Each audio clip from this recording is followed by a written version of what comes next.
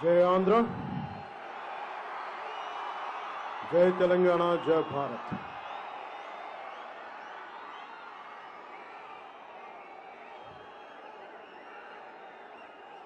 లోకహితం కోరుకునే గో బ్రాహ్మణులకు అల్లా చల్లని చూపు అందరి యందు ప్రసరించాలని ప్రార్థించే ఇస్లాం మత పెద్దలకు నిరంతరం యేసు ప్రభు త్యాగాన్ని ప్రపంచానికి తెలియజెప్పే క్రైస్తవ మతాచార్యులకు सर्वजनम हितम कोरे बौद्ध सन्यासुలకు लोक सौभाग्याన్ని ఆకాంక్షించే సిక్కు జైన మత గురువులకు లోక కళ్యాణం కోసం నిరంతరం రామకోటి రాసే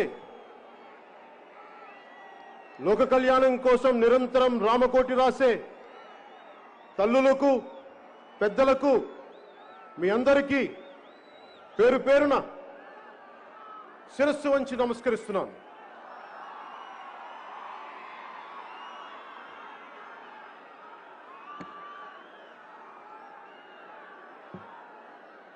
రాష్ట్రం నలుమూలల నుంచి,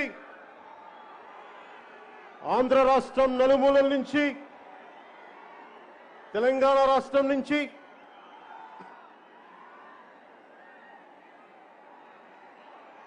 జనసేన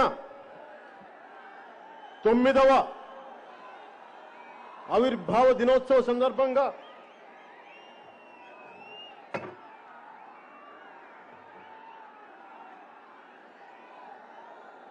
ఆంధ్ర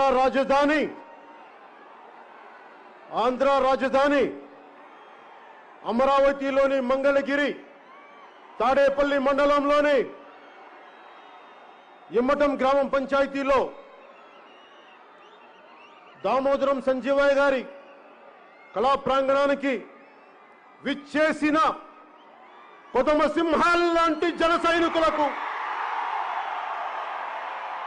ఆడబెబ్బులి లాంటి వీర మహిళలకు,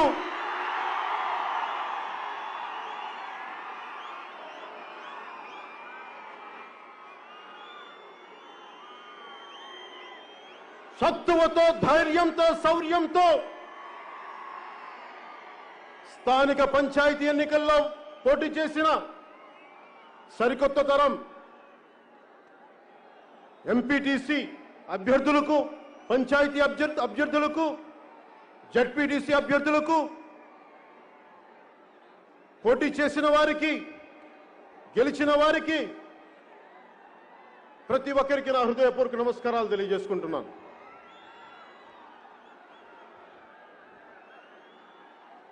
ఈ సభని జరిపేందుకు అనుమతి ఇచ్చిన, మా పొలాల్లో సభను చేసుకోండి అని చెప్పిన ఇమ్మటం పంచాయతీ రైతు సోదరులకు ముందుగా నా కృతజ్ఞతలు తెలియజేసుకుంటున్నాను. మీరు చూపించిన ఈ ప్రేమ, సభ పెట్టుకొని మీరు మాకు అండగా నిలబడ్డందుకు నేను మీకు ఈ రోజున ఒక మాట ఇస్తున్నాను.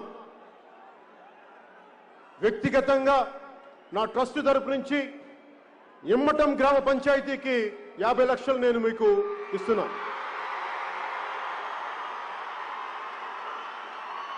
మా జనసేన నాయకుల ద్వారా మంగళగిరి మన పార్టీ ఆఫీస్లో ఒక ప్రోగ్రాంలో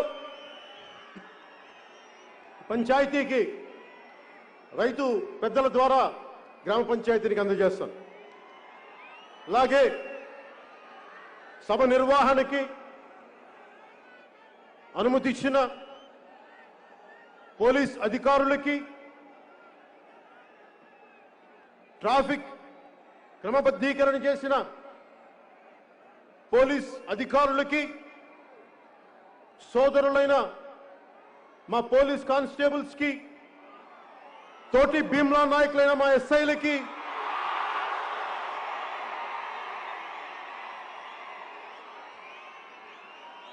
మీ అందరికీ పేరు పేరున నా హృదయపూర్వక నమస్కారాలు, ధన్యవాదాలు.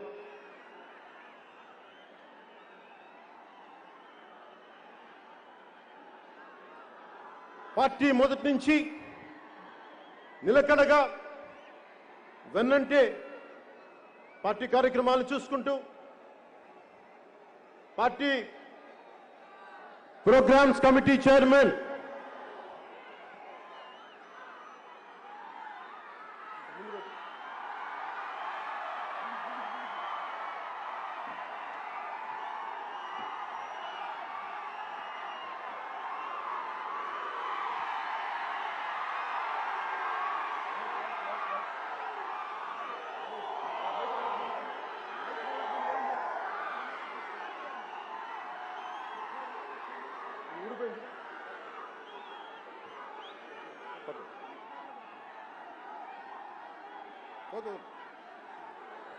పార్టీ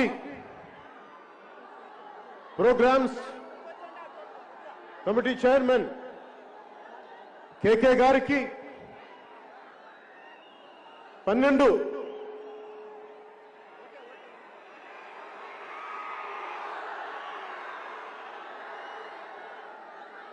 కమిటీలకి సభ్యులకు నెల రోజుల నుంచి మీరు కష్టపడ్డారు సభను చేయడానికి.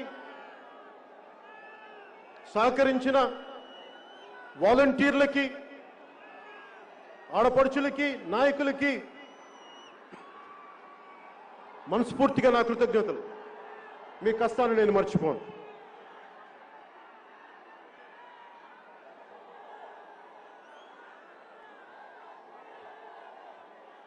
రాష్ట్ర క్షేమం, రాష్ట్ర అభివృద్ధి బాగుండాలని నిరంతరం కృషి చేస్తున్న పత్రికాధిపతులకి,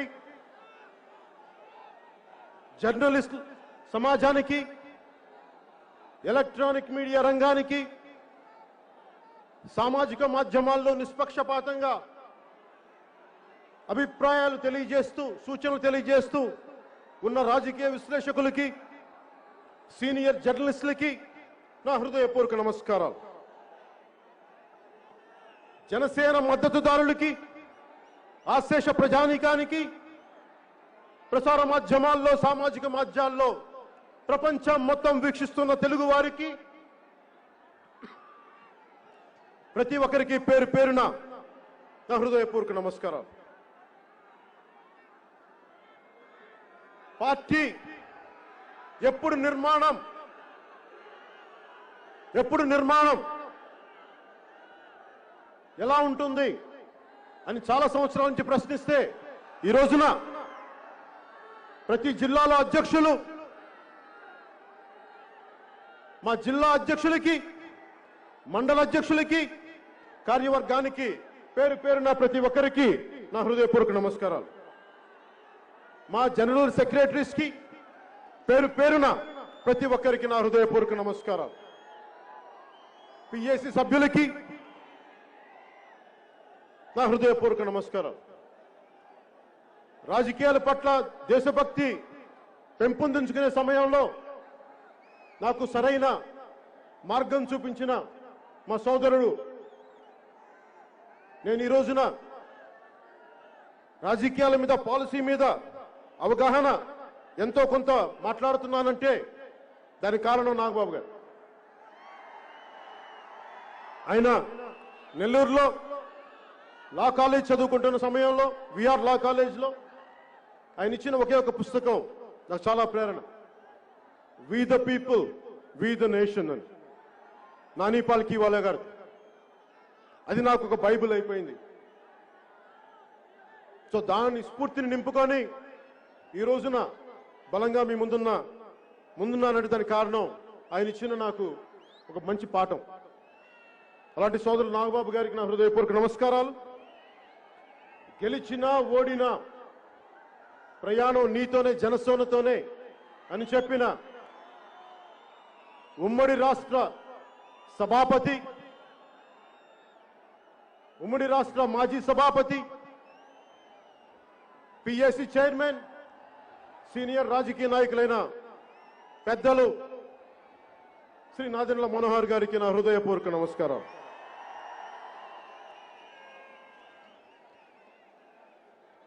పార్టీ పెట్టినప్పటి నుంచి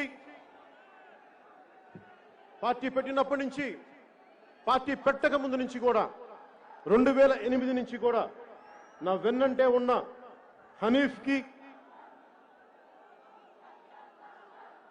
శంకర్ గౌడ్ గారికి, జనసేన పార్టీ ఉపాధ్యక్షులు మహేందర్ రెడ్డి గారికి, తెలంగాణ కార్యవర్గానికి,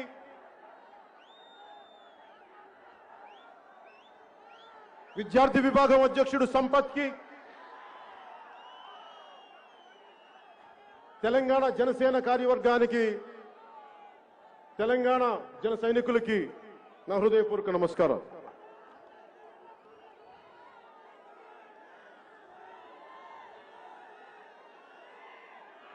ఈ 9వ ముఖ్య అంశాల్లోకి వెళ్ళబోయే ముందు ఒకసారి మన గురించి మనం విశ్లేషించుకుందాం. ముఖ్యంగా ఈ సందేశం జన సైనికులకు,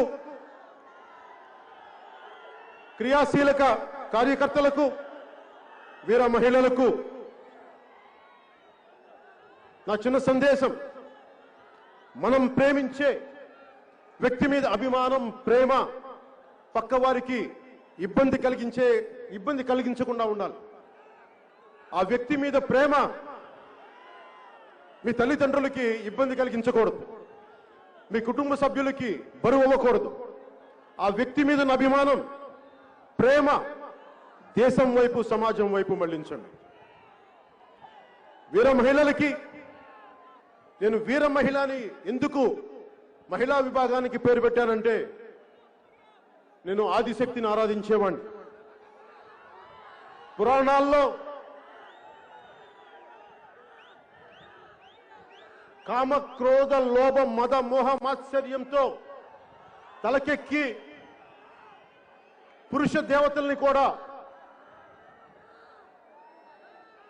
ఓడించి ఇబ్బందులు పెట్టి, అలాంటి దేవతలు కూడా తిరిగి శరణు వేడుకునేది ఆదిశక్తిని.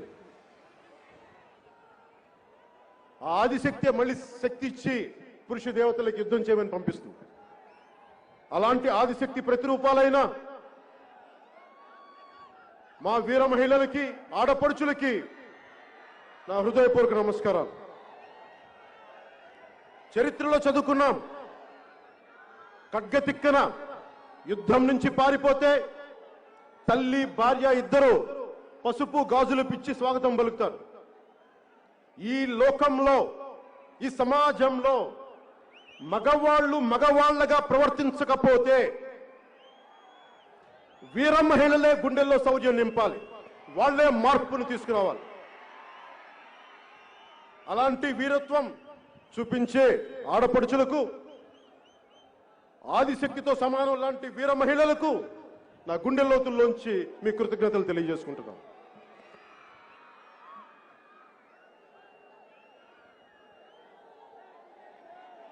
స్వాతంత్రోద్యమ స్ఫూర్తితో, తెలంగాణ సాయుధ పోరాట స్ఫూర్తితో రాజకీయాల్లోకి వచ్చిన వాడిని.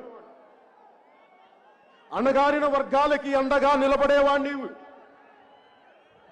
అందుకనే అందరూ మర్చిపోయినా, దశాబ్దాలుగా అందరూ మర్చిపోయినా అణగారిన వర్గాల నాయకుడు దామోదరం సంజయ్ గారికి ఈ ప్రాంగణానికి వారి పేరును పెట్టాం. మేము మర్చిపోలేదు, ఎవరన్నా మర్చిపోనివ్వండి, అందరూ మర్చిపోనివ్వండి, దామోదరం సంజీవయ్య గారిని మేము గుండెల్లో పెట్టుకుంటాం. ఆయన స్ఫూర్తిని రాజకీయాల్లో కొనసాగిస్తాం.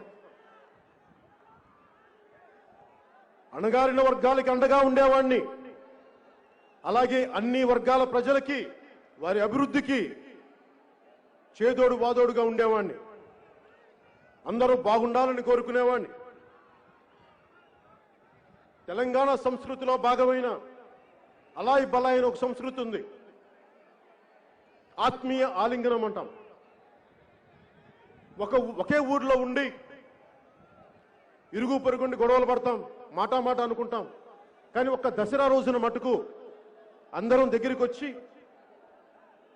ఒక చిన్న మాట అనుకున్నాం, ఇంకోటి అనుకున్నాం. ఆ దసరా రోజున జమ్మి చెట్టు ఆకులు ఇచ్చి ఒకళ్ళనొకళ్ళు ఆత్మీయ ఆలింగనం చేసుకుంటారు. అలాగే రాజకీయాల్లో కూడా ప్రజా సమస్యల కోసం చాలా ఒక మాట అనుకుంటాం. కొన్నిసార్లు స్థాయి దాటే మాటే అనుకుంటాం. అలా అనుకున్నప్పుడు తిరిగి ఇది రాజకీయాల్లో విభేదాలు ఉంటాయి తప్ప వ్యక్తిగత ద్వేషాలు ఉండకూడదని నమ్మేవాడిని. నాకు ఈ అలాయ్ బలాయ్ స్ఫూర్తిని నాకు తెలియజేసిన సీనియర్ రాజకీయ నాయకులు, మాజీ కేంద్ర మంత్రి, హిమాచల్ ప్రదేశ్ గవర్నర్గా ఉన్న హిజ్ ఎక్సలెన్సీ బండారు దత్తాత్రేయ గారికి నేను మనస్ఫూర్తిగా నా కృతజ్ఞతలు, నమస్కారాలు తెలియజేసుకుంటున్నాను. అలాగే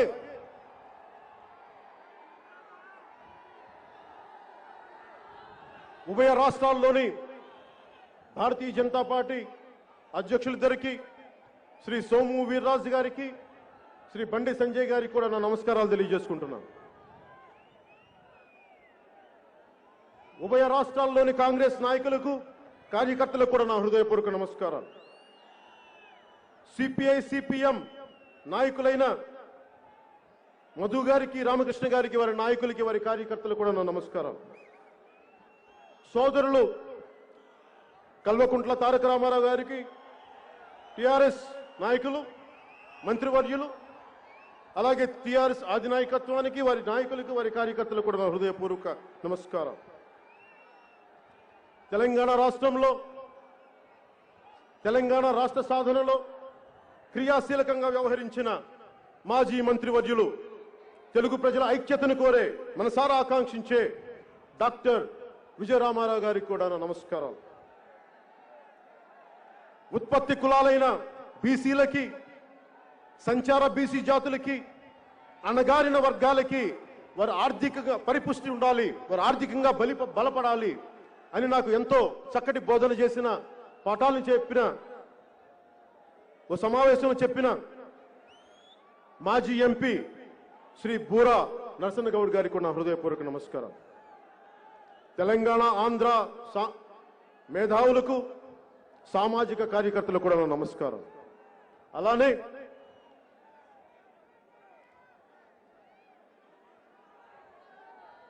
టీడీపీ నాయకులు, సీనియర్ రాజకీయ నాయకులు, మాజీ ముఖ్యమంత్రి, ప్రస్తుత ప్రతిపక్ష నేత శ్రీ చంద్రబాబు నాయుడు గారికి కూడా నా నమస్కారం.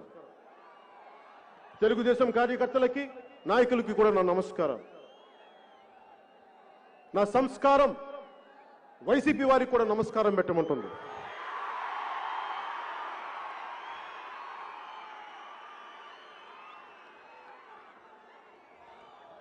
వైసీపీ నాయకులకి, కార్యకర్తలకు కూడా జనసేన 9వ ఆవిర్భావ దినోత్సవ సందర్భంగా మీ అందరికీ నా హృదయపూర్వక నమస్కారం.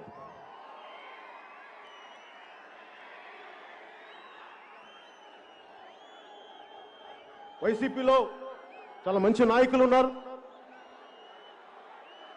మనం వైసీపీ అనగానే కనిపించే బూతులు తిట్లే మంత్రులు కాకుండా మంచి నాయకులు కూడా ఉన్నారు.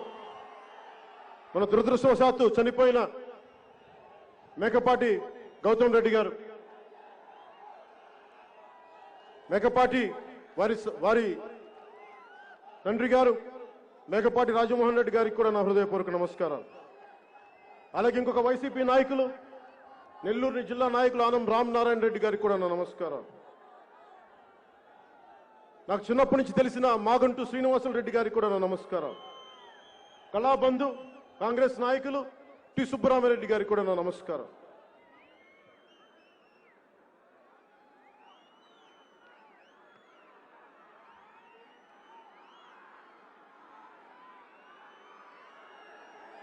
నమస్కారాల పర్వం పూర్తయింది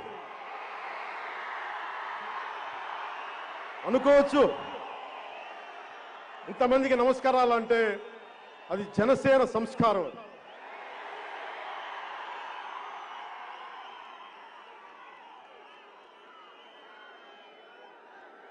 ఒక పార్టీని నడపడం అంటే, మీరు ఇక్కడ ఉండి నన్ను రమ్మంటే ఎలాగా, మీద వాళ్ళు కనిపించొద్దా, మీరు పక్కన చూడండి కనిపిస్తాం. ఒక పార్టీని నడపడం అంటే ఏంటి? ఒక పార్టీ నడపడం అంటే వేల కోట్లు ఉండాలా, ఏముండాలి ఒక పార్టీ నడపడానికంటే ఒక బలమైన సైద్ధాంతిక బలం ఉండాలి.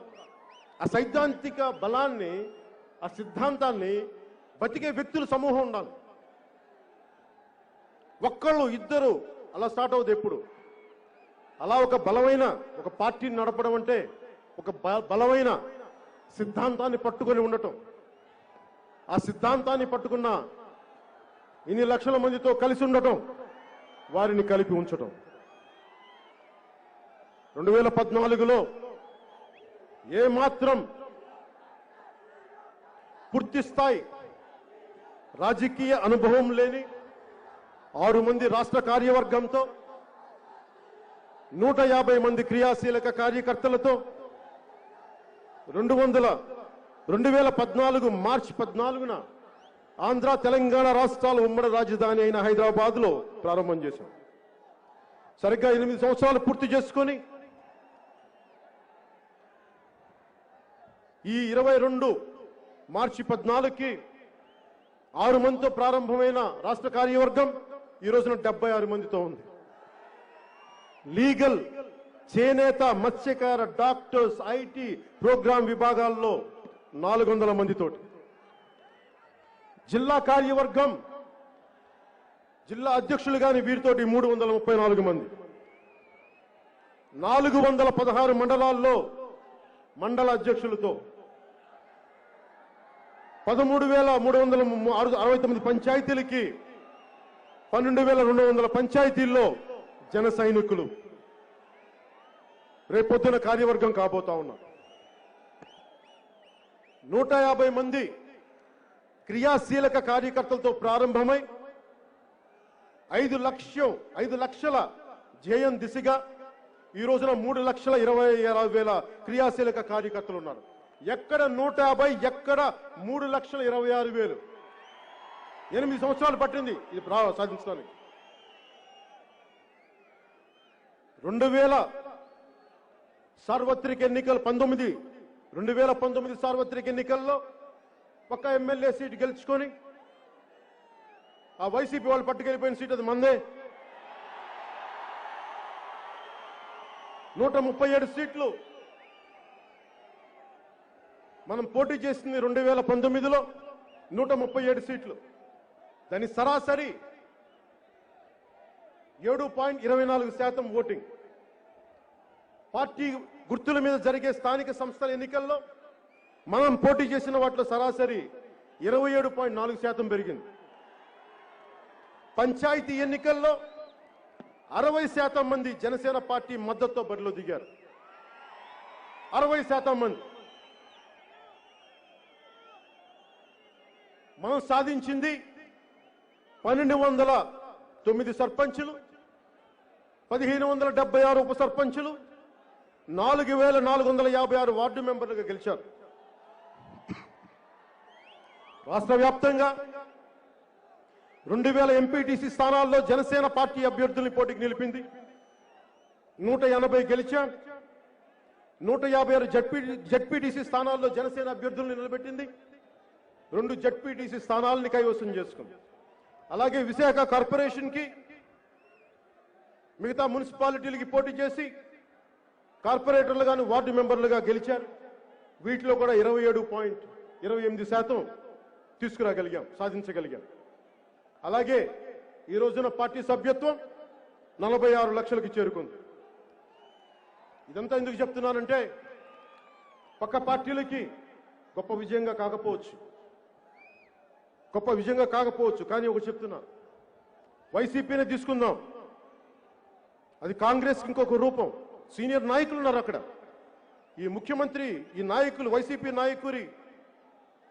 నాయకుల తండ్రి గారు ఆయన సీనియర్ కాంగ్రెస్ నాయకులు, ముఖ్యమంత్రి ఆయన. తెలుగుదేశం పార్టీ కూడా చాలా పెద్ద మంది, 3.5 దశాబ్దాలుగా ఉన్నది. కానీ జనసేన సీనియర్ నాయకులు ఎవరు లేరు.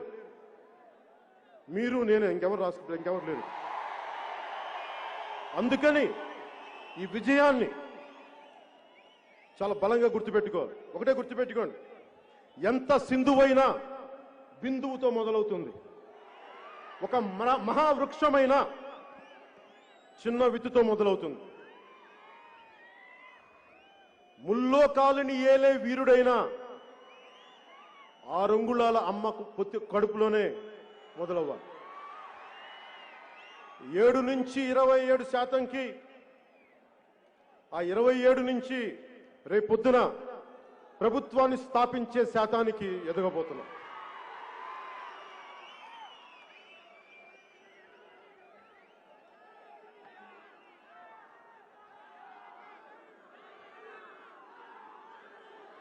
అలాగే జనసేన నాయకులకి, ఇక్కడున్న ప్రతి జనసేనకి నాయకత్వం వహిస్తున్న పెద్దలందరికీ కూడా ఒకసారి నాయకత్వ లక్షణాలు ఎలా ఉండాలి అనేది మీరు చూపించారు. ఒకసారి వారికి మనవి చేసుకుంటున్నారు. నాయకత్వం అంటే అత్యంత ప్రతికూల పరిస్థితుల్లో, మనం గెలిచినప్పుడు కాదు నాయకత్వం, అత్యంత ప్రతికూల పరిస్థితుల్లో వ్యక్తుల తాలూకు వ్యక్తిత్వం బయటపడుతుంది. విజయం వచ్చినప్పుడు ఎలా ఉన్నామని కాదు, అపజయం వచ్చినప్పుడు ఎలా నిలబడ్డావు అన్నదే ముఖ్యం. నాయకత్వం అనేది ఎంత డబ్బు ఉంది, ఎంత పేరుంది, ఎంత అధికారం ఉంది కాదు, ఎంత ఒత్తిడిని తీసుకోగలం, ఎంత మందిని ప్రభావితం చేయగలం, ఎన్ని అవరోధాలైనా సరే నువ్వు అనుకున్న నిర్దిష్ట లక్ష్యాన్ని చేరుకోగలవా లేదా అన్నదే ముఖ్యం. నాయకత్వం వహించడం అంటే తను సర్వస్వం పోగొట్టుకున్న తను నమ్ముకున్న వారిని గెలిపించడం, తన ఆచరించే నీతుల్ని చెప్పడం, తన ఆచరించని నీతులను చెప్పకపోవడం, తనిచ్చిన మాట మీద మాట తప్ప మడం తిప్ప ఇలా కాదు, తనిచ్చిన మాట మీద నిబద్ధత కలిగి ఉండటం, కాలక్రమంలో వచ్చే మార్పులకి నిన్ను నువ్వు పోగొట్టుకోకుండా ఎలా నిలబడగలిగావు, ఎలా నిలబడి ఉండగలవు, ద్వేషించే శత్రువులను కూడా, మనల్ని ద్వేషించే శత్రువులను కూడా క్షమించి వదిలేయటం. నాయకత్వం అంటే పట్టు విడుపు ఉండటం. అలాగే నాయకత్వం అంటే ఎదుటివారి ఎదుగుదలని, సౌభాగ్యాన్ని చూసి కుళ్ళిపోకుండా ఉండటం, పక్కవాడి ఆస్తుల్ని దోచేయాలి అన్న ఆలోచన లేకపోవటం, రాజ్యాంగ స్ఫూర్తిని కాపాడటం, ప్రాథమిక హక్కులు, ఇది నా ప్రాథమిక హక్కు అని అరవబోయే ముందు ప్రాథమిక బాధ్యతల్ని నిర్వర్తించానా లేదా అని తెలుసుకోవటం. మనం చేసే ప్రతి పని దేశ ప్రగతికి, సమాజ శ్రేయస్సు, మనం చేసే ప్రతి పని దేశ ప్రగతికి ఉపయోగపడుతుందా, సమాజ శ్రేయస్సుని కోరుకుంటుందా అన్న దిశలో ఉందా లేదా అన్నది మనందరం ఆలోచించాలి. అలాగే క్రియాశీల కార్యకర్తలకి ఇందాక చెప్పినట్టుగా 150 మందితో మొదలై ఈ రోజున త్వరలో 5 లక్షలు చేరుకోబోతున్నాం. కానీ ఈ రాష్ట్ర భవిష్యత్తు, ముఖ్యంగా ఆంధ్రప్రదేశ్ బాగుండాలి, చీకట్లోకి వెళ్ళకూడదు అంటే మీ 5 లక్షల మంది చేతుల్లో ఉంది. జనసేన క్రియాశీలక కార్యకర్తల చేతుల్లో ఉంది. మీ పోరాట పటిమ మీద ఆధారపడి ఉంది, మీ గుండె నిబ్బరం మీద ఆధారపడి ఉంది. నేను నడిచి చూపిస్తాను, మీరు నడవండి. చాలా అరుదుగా స్వాతంత్రం రాకముందు ఒక కొత్త తరానికి, జాతికి నిర్దేశించే అవకాశం వచ్చింది. 1970లో ఎమర్జెన్సీ టైంలో దేశం రాజకీయ ఒడిదుడుకులు ఉన్నప్పుడు ఒక కొత్త దిశానిర్దేశం చేయగలిగే అవకాశం వచ్చింది ఒక తరానికి. అలాగే 2022కి ఈ చీకటి పాలనని అంతమొందించడానికి, దాన్ని వెలుగులోకి తీసుకురావడానికి ఒక అవకాశం వచ్చింది. ఇలాంటి సామాజిక జాతి ప్రగతి కోసం నిర్మాణం చాలా అరుదుగా చరిత్రలో వస్తాయి. దీన్ని సద్వినియోగం చేసుకుందాం.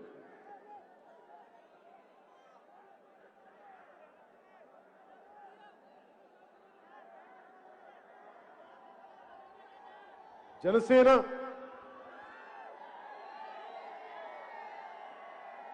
మీరు లేకపోతే, జన సైనికులు లేకపోతే జనసేన లేదు, పవన్ కళ్యాణ్ లేడు. వీర మహిళలు లేకపోతే జనసేన లేదు, పవన్ కళ్యాణ్ ఉన్నాడు. మీరందరూ ఉంటేనే మన నాయకులందరూ ఉంటారు. మీరందరూ స్ఫూర్తిస్తేనే మేము బలంగా పనిచేయగలం.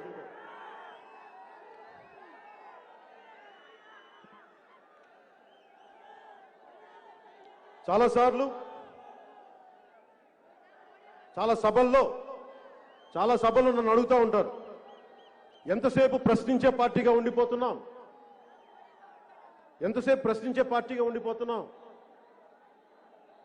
మనం ప్రశ్నిస్తాం, ఇంకెవరు అధికారం పెడుతున్నారంటే నేను ఒకటే చెప్తున్నాను. ఈ రోజున చాలా మంది మన నాయకులు కూడా 2-3 సార్లు సందర్భాల్లో ప్రస్తావిస్తూ ఉంటారు. చాలా సందర్భాలు నేను వింటూ ఉంటాను. ప్రశ్నించడం అంటే తేలిగ్గా తీసుకోకండి. ప్రశ్నించడం అంటే గుండె సత్తువును పెంచుకోవడం. ప్రశ్నించడం అంటే పోరాటానికి సంసిద్ధంగా ఉండటం. ప్రశ్నించడం అంటే మార్పుకి శ్రీకారం చుట్టడం. ప్రశ్నించడం అంటే ఒక సరికొత్త రాజ్య స్థాపన చేయడం, తద్వారా సుపరిపాలన అందజేయడం. అందుకని దయచేసి ప్రశ్నించడం అనేది తేలిగ్గా తీసుకోకండి. ఇది చాలా బలమైన ఆయుధం. నేను పాటించింది ఏది మిమ్మల్ని అడగను. నా వ్యక్తిగత ప్రయోజనాలకి మీ జీవితాలు నేను తాకట్టు పెట్టను. మీ ప్రాణానికి నా ప్రాణం అడ్డు వేస్తాను, కానీ ఎప్పుడు నేను వాడుకోను. 2014లో సూటిగా ప్రశ్నించాం, ప్రభుత్వాన్ని ఎదుర్కొన్నాం. 2019లో బలంగా పోరాటం చేశాం, బరిలో నిలబడి ఉన్నాం. 2024లో గట్టిగా నిలదొక్కుంటాం, ప్రజా ప్రభుత్వాన్ని స్థాపిస్తాం. జై జనసేన. మనం చేస్తుంది స్వకార్యం కాదు, ప్రజాకార్యం. అది రామకార్యంతో సమానం.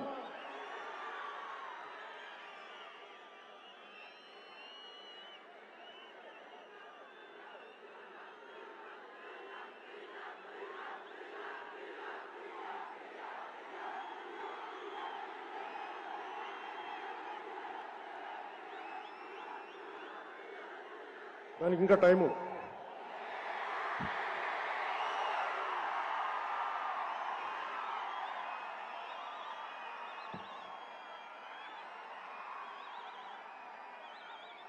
నీళ్ళే బాబు, భూమి భూమి కాదా?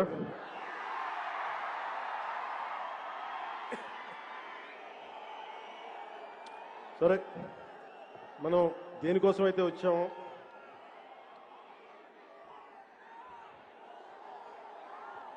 నేను 2.5 ఏళ్ల వైసీపీ పాలన గురించి మాట్లాడేటప్పుడు మనం ఓడిపోయి, నేను 2 చోట్ల ఓడిపోయి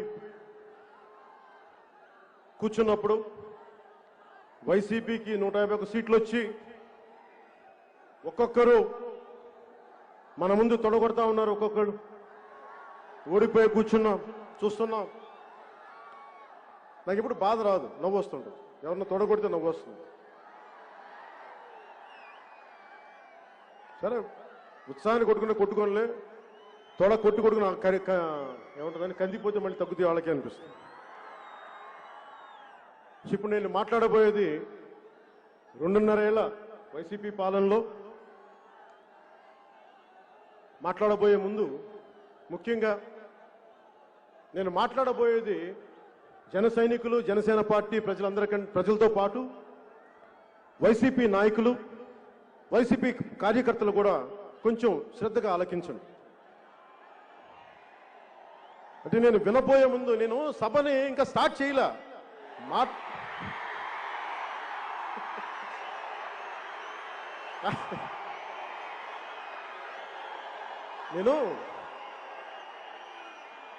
నేను ఎవరు చెప్తా ఉన్నారు, బయలుదేరబోయే లోపు నన్ను వైసీపీ నాయకులు, మంత్రులు తిట్టడం స్టార్ట్ చేశారంట. ఏదో అల్లంపల్లో వెల్లుల్లిపాయ ఏదో ఉంటుంది కదా, వెల్లంపల్లి, వెల్లుల్లిపాయ, బంతి, చామంతి, పూబంతి, గోడ కొడితే తిరిగి రాని బంతి, అవంతి, వీళ్ళేదో మాట్లాడుతున్నారంటే నేను చెప్పా, ఇంకా మాట్లాడలేదు కదా, ఏంటి వాళ్ళ తొందర ఏంటన్న. సరే, సో బంతి, చామంతి, వెల్లంపల్లి వెల్లుల్లిపై గురించి మళ్ళీ మాట్లాడుకుందాం ఇంకా సమయం.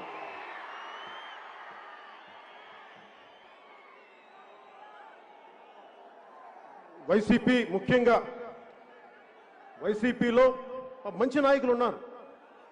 ఉమారెడ్డి వెంకటేశ్వర లాంటి పెద్దలు, మాగంటి శ్రీనివాసరెడ్డి గారు, మేకపాటి కుటుంబీకులు, మంచి నాయకులు ఉన్నారు. ఆనం రామనారాయణ రెడ్డి గారు. సో నాకు వాళ్ళందరినీ హర్ట్ చేయాలని లేదు. అలాగే మనం ఎంత కమిటెడ్గా ఉంటామో మన జన సైనికులు ఎలా ఉంటారు, వాళ్ళు కూడా మంచి కార్యవర్గం ఉండుంటుంది కదా, లేదంటే గెలవరు కదా. సో నాకు వైసీపీ కార్యకర్తలను కూడా నాకు హర్ట్ చేయడం ఇష్టం లేదు. నాకు మీరంటే గౌరవం ఉంది. మీ నాయకత్వం 151 సీట్లు గెలిస్తే మేము ఓడిపోయాం కాదంట్లా, కానీ మాకేం ఇబ్బంది ఉండదు. సరే మీరు బాగా చేయడం చూసాను, మీరు ఎంత బాగా చేస్తారో నేను ఎదురు చూశాను. అందరిలాగే 5 కోట్ల మంది 5.5 కోట్ల మంది ప్రజలు ఎలా ఎదురు చూశారో నేను కూడా వారితో పాటు ఒక 5.5 కోట్ల ఒకటిగా నేను ఎదురు చూశాను.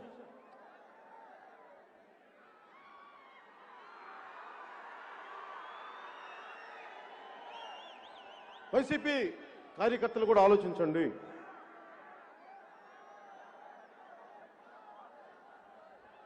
నాకు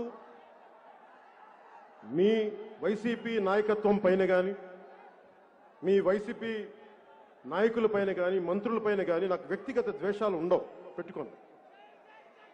నాకు పాలసీ మీద విభేదాలే ఉంటాయి తప్ప, మీరు ఈ పాలసీని ఎందుకు చర్యలు చేయలేదు, మీరు ఒక ఇసుక పాలసీ సరిగ్గా లేదని మాట్లాడతాను తప్ప ఎప్పుడు కూడా ఇన్ని సంవత్సరాల్లో నేను వ్యక్తిగతంగా దాడి చేయను. అది నా సంస్కారం, అది నా తల్లిదండ్రులు నేర్పిన సంస్కారం. నాకు నిజంగా మీ నాయకత్వంలో రాష్ట్రం సుభిక్షంగా ఉంటే నేను ఆనందించేవాడిని. ఒక్క మాట మాట్లాడు. నిజంగా రాష్ట్ర ప్రజల సుఖ సంతోషాలతో ఉంటే అంతకుమించి కావాల్సింది ఏముంది? ఏ ప్రభుత్వం వచ్చినా వైసీపీ కార్యకర్తలు కూడా ఆలోచించండి. మీరు ఒక కొత్త ఇంట్లోకి వెళ్తే శుభంతో మొదలు పెడతారు కదా, ఒక కొబ్బరికాయ కొడతాం, ఒక దీపం వెలిగిస్తాం. కానీ మీ వైసీపీ ప్రభుత్వం వస్తే ఏ ప్రభుత్వం వచ్చినా శంకుస్థాపనతో మొదలు పెడతారు. కానీ మీ వైసీపీ ప్రభుత్వం కూల్చివేతతో మొదలు పెట్టారు, అశుభంతో మొదలు పెట్టారు. మీరు అశుభం.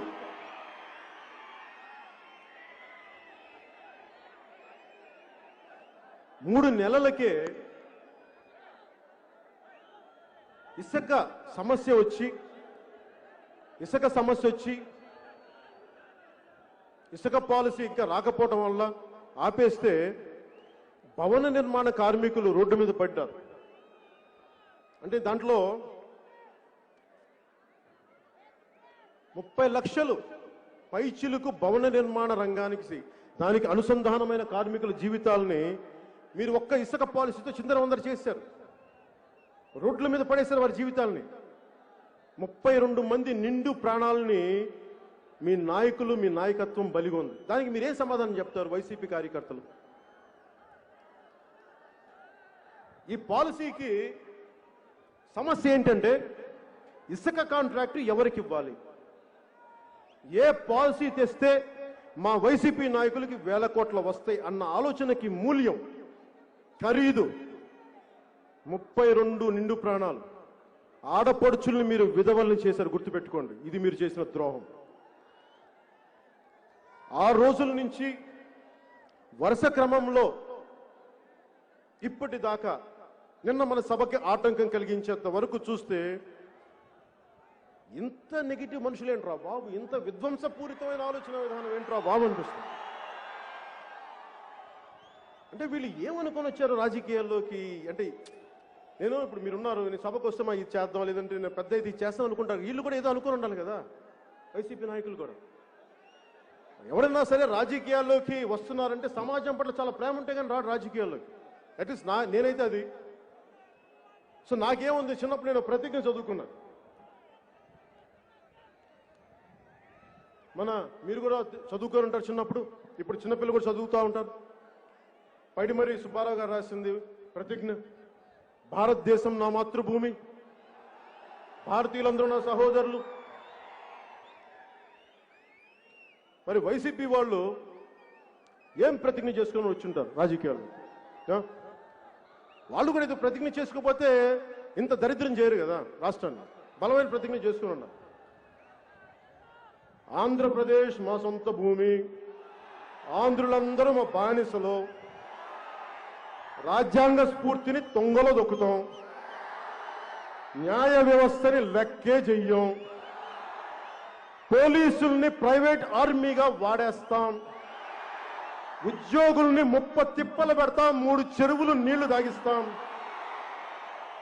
నిరుద్యోగులకి మొండి చెయ్యి చూపిస్తాం, రాష్ట్ర రహదారుల్ని గుంతలమయం చేస్తాం, ప్రజల ఎన్నో పోసలు ఇరగొడతాం, ఆ ఇరగొట్టేంత వరకు విశ్రమించాం. సహజంగా పెట్టుబడుల్లో వచ్చే పెట్టుబడుల్లో 50% మా వాటా మేము లాక్కుంటాం. చిన్న పెద్ద తేడా లేకుండా అందరి ఆర్థిక మూలాల్ని కొడతాం, దెబ్బ కొడతాం. అన్నం పెట్టే రైతన్నల్ని అండగా ఉంటామని చెప్తాం. అధికారంలోకి రాగానే వారిని అప్పులు ఊబిలోకి నెట్టేస్తాం. ఆత్మహత్యలు చేసుకుంటారంటే ప్రోత్సహిస్తాం. ఇసుకన్న మటుకు అప్పడంలా కరాకరా నవ్వులేస్తాం. సహజ వనరుల్ని శాంతానికి వాడేసుకుంటాం. దేవతల విగ్రహాలు అపవిత్రం చేసిన వారిని గుండెల్లో పెట్టి రక్షించుకుంటాం. గజం ఖాళీ స్థలం కనిపిస్తే కబ్జా పెడతాం. పార్కులు, స్కూళ్లు, కాలేజీలు, ప్రభుత్వ భవనాల్ని తాకట్టెట్టేస్తాం. సంపూర్ణ మద్యపాన నిషేధం ద్వారా ప్రజల్ని చిత్తుగా దాగిస్తాం. మా వైసీపీ పార్టీ ఆదాయపు వనరుల్ని మేము పెంచుకుంటాం. ఎవడన్నా గొంతెత్తితే సావగొడతాం, కేసులు పెడతాం, లాఠీలతో చితగొట్టిస్తాం. మా వైసీపీ ఎంపీ అయినా సరే ఒక్క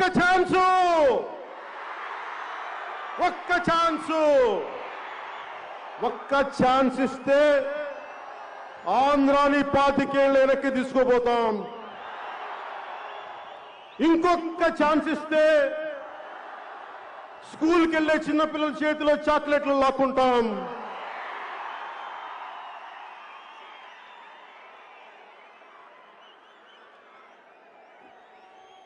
ఇదోబా వారి ప్రతిజ్ఞ. సో వారి ప్రతిజ్ఞలో రాజ్యాంగ స్ఫూర్తి అంటే ఏంటి అది మాట్లాడుకుందాం. ఫస్ట్ ఒక డెఫినేషన్ ఇచ్చుకుందాం. రాజ్యాంగ స్ఫూర్తి అంటే స్వాతంత్రం విడిపోయిన తర్వాత మన దేశాన్ని ఎలా నడపాలి, మన కులాలు, మన సంస్కృతులు, మన మతాల మధ్యలో ఒక సమతుల్యత ఎలా పట్టుకురావాలి, జాతీయత అనేది ఎలా తీసుకురావాలి, ఇంత విభిన్నమైన సంస్కృతుల మధ్య, భాషా విభేదాల మధ్య దేశంగా ఎలా పటిష్టంగా ఉంచాలి అని పెద్దలు బాబు రాజేంద్ర ప్రసాద్ గారి అధ్యక్షతన, అంబేద్కర్ గారు చైర్మన్ గా, అల్లాడి కృష్ణస్వామయ్య గారు లాంటి నిష్ణాతులు, ఎందరో మహానుభావులు దాదాపు 2 సంవత్సరాలు కష్టపడి రాజ్యాంగాన్ని ఇచ్చారు. దాంట్లో అందరికీ మన భారత రాజ్యాంగం మతపరంగా కానీ కులపరంగా కానీ ఎలాంటి వివక్ష చూపించదు. ఓట్లేసిన తర్వాత మీరు మా గతంలో ఓట్లు వేయలేదు కాబట్టి మీకు ఈ పని చెయ్యం అని చెప్పదు రాజ్యాంగం. సో రాజ్యాంగ స్ఫూర్తి అన్ని ఏదైతే పిల్లర్స్ ఉన్నాయో, మూల స్తంభాలు, ఈ వ్యవస్థను మేము సంరక్షించుకుంటామని. దీంట్లో సర్దార్ వల్లభాయ్ పటేల్ గారి మాటలు,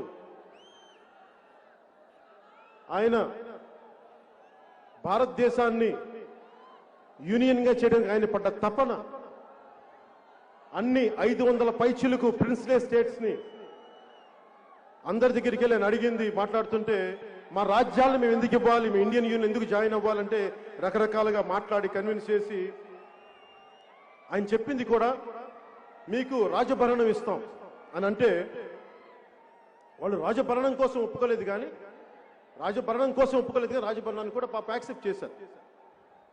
వాళ్ళ ఆ రోజున ఆ రాజులు కానీ ఒప్పుకోకుండా ఉండుంటే ఈ రోజున భారతదేశం ముక్కలుగా ఉండే పరిస్థితి.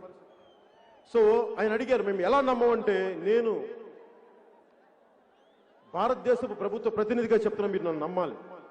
ఆ నమ్మకం ప్రకారం నిలబడ్డారు. నిలబడి భవిష్యత్తులో రాజభరణం తీసేస్తామంటే ఆయన అన్న ఒకే ఒక మాట, ప్లెడ్జ్ ది వర్డ్. మనం చట్టసభల్లో కూర్చొని ఒక మాట ఇచ్చిన తర్వాత, చట్టసభల్లో మనం కూర్చొని ప్రజాప్రతినిధులుగా ఒక మాట ఇచ్చిన తర్వాత, దాని మీద మనం ఒప్పందం మీద సంతకాలు పెట్టుకున్న తర్వాత, దానిని మనం ఆనర్ చేయకపోతే, దాన్ని పాటించకపోతే మనకి సభల్లో కూర్చునే అర్హత లేదు మనకని సర్దార్ వల్లభాయ్ పటేల్ గారు చెప్పారు. సర్దార్ వల్లభాయ్ పటేల్ గారి అన్ని 100 పైచిలుకు అడుగుల విగ్రహం గుజరాత్లో ఉందేమో, కానీ దానికి మించిన అడుగులు ఎత్తు విగ్రహం నా గుండెలో ప్రతిష్ఠించుకున్నాను ఆ మాటలు చదివి. అంటే ఈ రోజున వైసీపీ చేసింది మొట్టమొదటిగా ఈ పీపీఎస్ క్యాన్సిల్ చేయటం. 3 ముఖ్యమైన పనులు చేశారు రాగానే. గత ప్రభుత్వం చేసిన పనులు, గత ప్రభుత్వం ఏ పనులనైతే సంతకం పెట్టిందో, ఒప్పందం చేసుకుందో, అందరూ కూర్చొని ఏం చేశారు, అమరావతి అనేది మా రాజధాని, ఈ రాజధానిని అందరూ ఒప్పుకుంటున్నాం. సో అమరావతి అనేది రాజధానిగా చేసి ఆంధ్రాకి రాజధాని ఒప్పుకున్న తర్వాత ప్రతిపక్షంలో ఉండి ఇప్పుడున్న ముఖ్యమంత్రి కూడా ఒప్పుకుంటేనే అది ముందుకెళ్ళింది. దానికి ప్రధానమంత్రి నరేంద్ర మోదీ గారు వచ్చారు.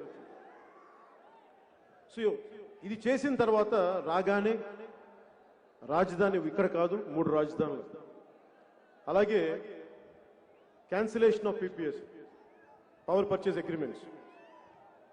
మేము ఆ ప్రభుత్వం చేసుకుంది కానీ మా ప్రభుత్వంతో సంబంధం లేదు అంటే ఒకటే అర్థం చేసుకోవాలి, గవర్నమెంట్ అంటే కంటిన్యూటీ ఆఫ్ పాలసీ. మీరు వచ్చి ప్రభుత్వాలు రాజు మారినప్పుడల్లా రాజధానులు మారవు, ముఖ్యమంత్రులు మారినప్పుడల్లా పాలసీలు మారవు. ఆ పాలసీలో తప్పొప్పులుంటే సరిచెయ్యాలి, ముందుకు తీసుకెళ్లాలి తప్ప మేము చెయ్యం, మేము వేరే పాలసీలు అంటానంటే అది కుదరదు. అలాగే ముందుగా అమరావతికి రాజధాని మీదే తీసుకుంటానంటే నేను తెలుగుదేశం పార్టీకి భారతీయ జనతా పార్టీతో కలిసి జనసేన 2014న వారికి మన మద్దతు తెలిపి వారి విజయానికి మన వంతు సహకారం అందించాం. మరి రాజధాని విషయంలో ఇక్కడ పెనుమాక కానీ, ఉండవల్లి గ్రామ ప్రజలు కానీ, ఇంకా మిగతా గ్రామాల్లోని రైతులందరూ మాకు భూములు ఇవ్వడం ఇష్టం లేదు రాజధాని కంటే, నేను వారి వెంట నిలబడ్డాను. ఆ రోజు నా ప్రభుత్వాన్ని ఒకటే ప్రశ్నించాను, మీరు అంచెలంచెలుగా మీరు రాజధాని నిర్మించండి.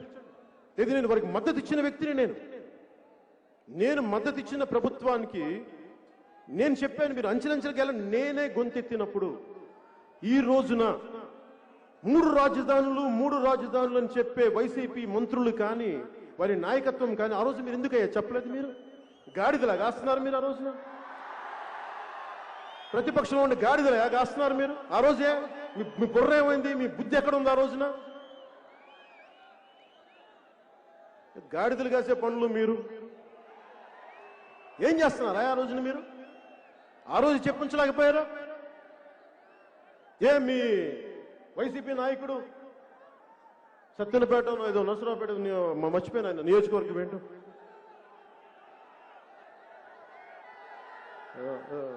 రాంబో అదే రాంబాబు గారు వారి అమ్మాయి పెళ్లికి నన్ను పిలిచినప్పుడు, అప్పుడు వీళ్ళు ప్రతిపక్షం ఉన్నప్పుడు, ఆయన ఓడిపోయినప్పుడు ఆ పెళ్లిలో పక్క తీసుకుని చెప్పుండొచ్చు కదా నాకు, కళ్యాణ్ గారు మాకు అది ఇష్టం లేదండి, పోనీ ఏకవచనంతో మర్యాద ఏదో ఒకటి చెప్పండి, మేము 3 రాజధానులు ఆ రోజు చెప్పుండొచ్చు కదా. బిడ్డ పెళ్లికి పిలిచిన వ్యక్తులు ఆ రోజున 3 రాజధానుల గురించి ఎందుకు మాట్లాడలేదు? మీరు ఒక్కళ్ళు మాట్లాడలేదు ఆ రోజున. ఆ రోజు మీరు మాట్లాడిందల్లా ఏ కంపెనీకి ఇస్తున్నారు ఇది అనుకున్నారన్న. పైగా ఇప్పుడున్న ముఖ్యమంత్రి 32,000 కాదు ఇంకొక 1000 ఎకరాలు అదనంగా ఇమ్మన్నారు ఆయన. మరి ఆ 1000 ఎకరాలు ఇక్కడున్న ఈ రామకృష్ణారెడ్డి గారి అనుకుంటా అది చెప్పారు. అలాగే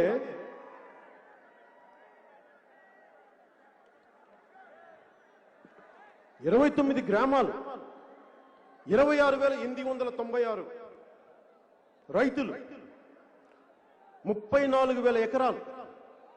దీంట్లో 32% మంది ఎస్సీ ఎస్టీ, మిగతా వాళ్ళు బీసీలు ఓసీలు.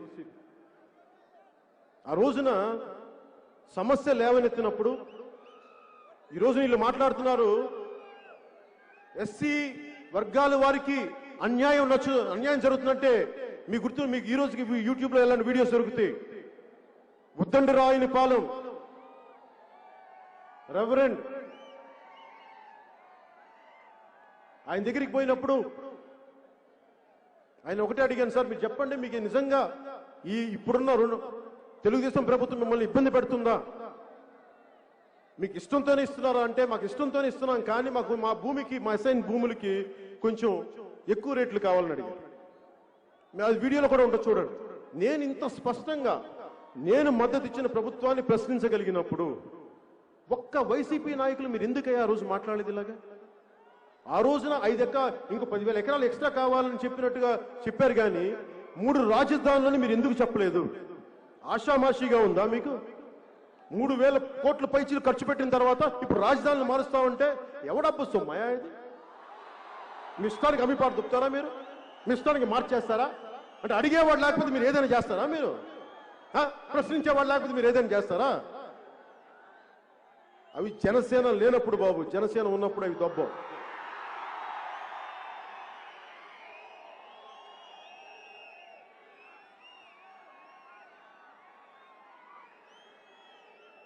ఈ రోజున అమరావతి రైతులకి చెప్తున్నా,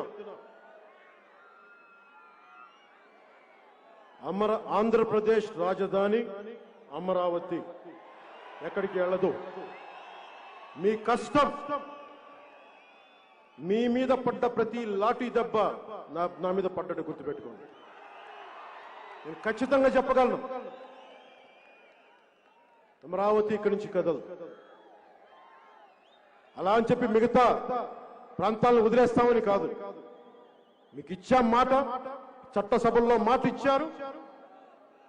రాజ్యాంగం చట్టసభలో ఇచ్చిన మాటని మీరు నిలబెట్టుకోకపోతే ఒకటి అడగండి, శాసనాలు చేసేవాళ్ళు శాసనాల్ని పాటించకపోతే నేను ఈ మాట ఎందుకినా?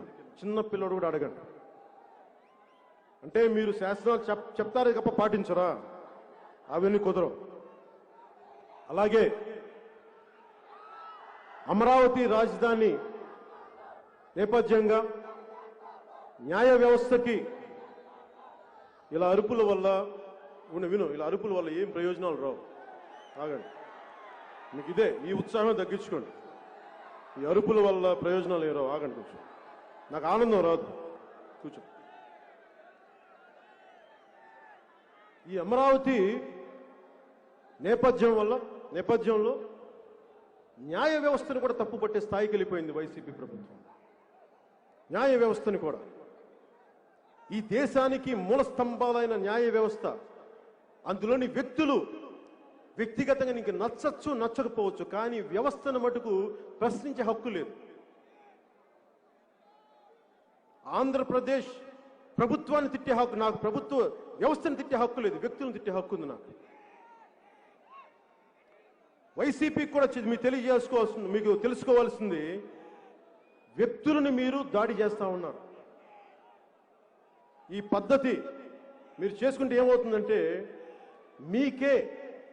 మీ చట్టాలను మీరే పాటించినప్పుడు మీకు న్యాయ వ్యవస్థను ప్రశ్నించే హక్కు మీకు ఎక్కడదయా? మీకు వాడు ఎలాంటి మాటలంటే, ఎంత ఒళ్ళు పొగరం మాటలంటే, ముఖ్యంగా అందరూ అని చెప్పట్లేదు వైసీపీ నాయకులు, దయచేసి ఈ చూస్తున్నాడు కూడా మీరు దయచేసి అర్థం చేసుకోండి. నేను వైసీపీ నాయకులు అంటున్నానంటే మాట్లాడిన నాయకుల గురించే మాట్లాడుతాను. మాట్లాడిన నాయకుల మీద నాకు గౌరవం ఉంది, నేను మీ గురించి మాట్లాడలేదు.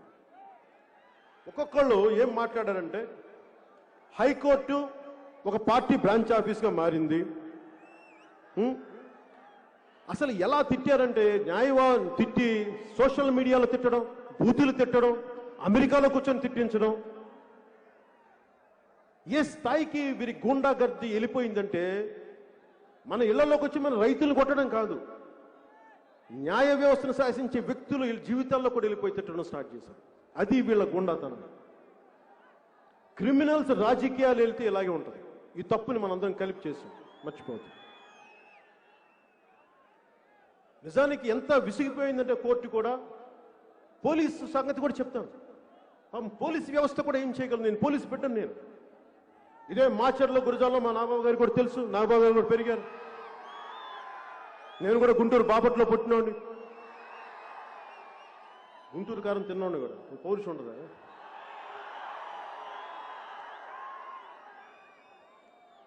ఇక్కడ పోలీస్ వ్యవస్థ కష్టాలు నాకు తెలుసు. ఎందుకంటే మా నాన్న ఒక పోలీస్గా స్టార్ట్ అయ్యి హెడ్ కానిస్టేబుల్ ఎస్ఐ టైంకి ఆయన్ని 1960లోనే ఇప్పుడు అబ్కారీ శాఖ మార్చారు. సో ఆయన ఒక అధికారిగా, ఒక ప్రభుత్వ అధికారిగా, అబ్కారీ శాఖ అధికారిగా కొంత నాకు తెలుసు ఆయన కష్టాలు ఎలా ఉంటాయి. అందుకని పోలీస్ డిపార్ట్మెంట్ మీద ఒకసారి వారి ప్రవర్తన మనకి నచ్చకపోవచ్చు, అది వారి వ్యక్తిగతం కాదు. పోలీస్ వ్యవస్థ అనేది ప్రభుత్వానికి ఉపాంగం. అది ప్రభుత్వాన్ని ఎవరు నడిపిస్తున్నారో ఆ వ్యక్తులు చెప్పిందే నడుచుకుంటారు తప్ప, లేదంటే రూల్ బుక్లో ఏముంది అది పాటిస్తారు తప్ప. ఎక్కువ మంది, ఒకళ్ళిద్దరు ఉండొచ్చేమో, అలా కూడా నేను వాళ్ళ గురించి మాట్లాడలేదు. ఎక్కువ శాతం మంది ఈ పోలీస్ వ్యవస్థను కూడా నలిపేశారు. 3 సీనియర్ ఐపీఎస్ అధికారులని వైసీపీ ప్రభుత్వం ఇబ్బందులు పెట్టడం వల్ల కోర్టులో నుంచోవలసి వచ్చింది. అసలు రూల్ బుక్ తీయమని అడిగింది కోర్టు. మీరు చూపించండి ఏం మాట్లాడుతున్నారు, ఏం చేస్తున్నారని. చదివించారు అంత పెద్ద సీనియర్ అధికారులకి. ఈ వెల్లంపల్లి వెల్లుల్లిపాయ గాళ్ళకి, అవంతి బంతి చామంతి, గోడ కొడితే తిరిగిరాని బంతి అవంతిలకి, ఒక ఐపీఎస్ ఆఫీసర్ అధికారికి ఉన్న నాలెడ్జ్ మీకు ఉంటుందా? కర్మ, మీరు మంత్రులు అయ్యారు, మీరు వాళ్ళని శాసిస్తున్నారు. నిజంగా దేశం చేసిన దౌర్భాగ్యం వాళ్ళు.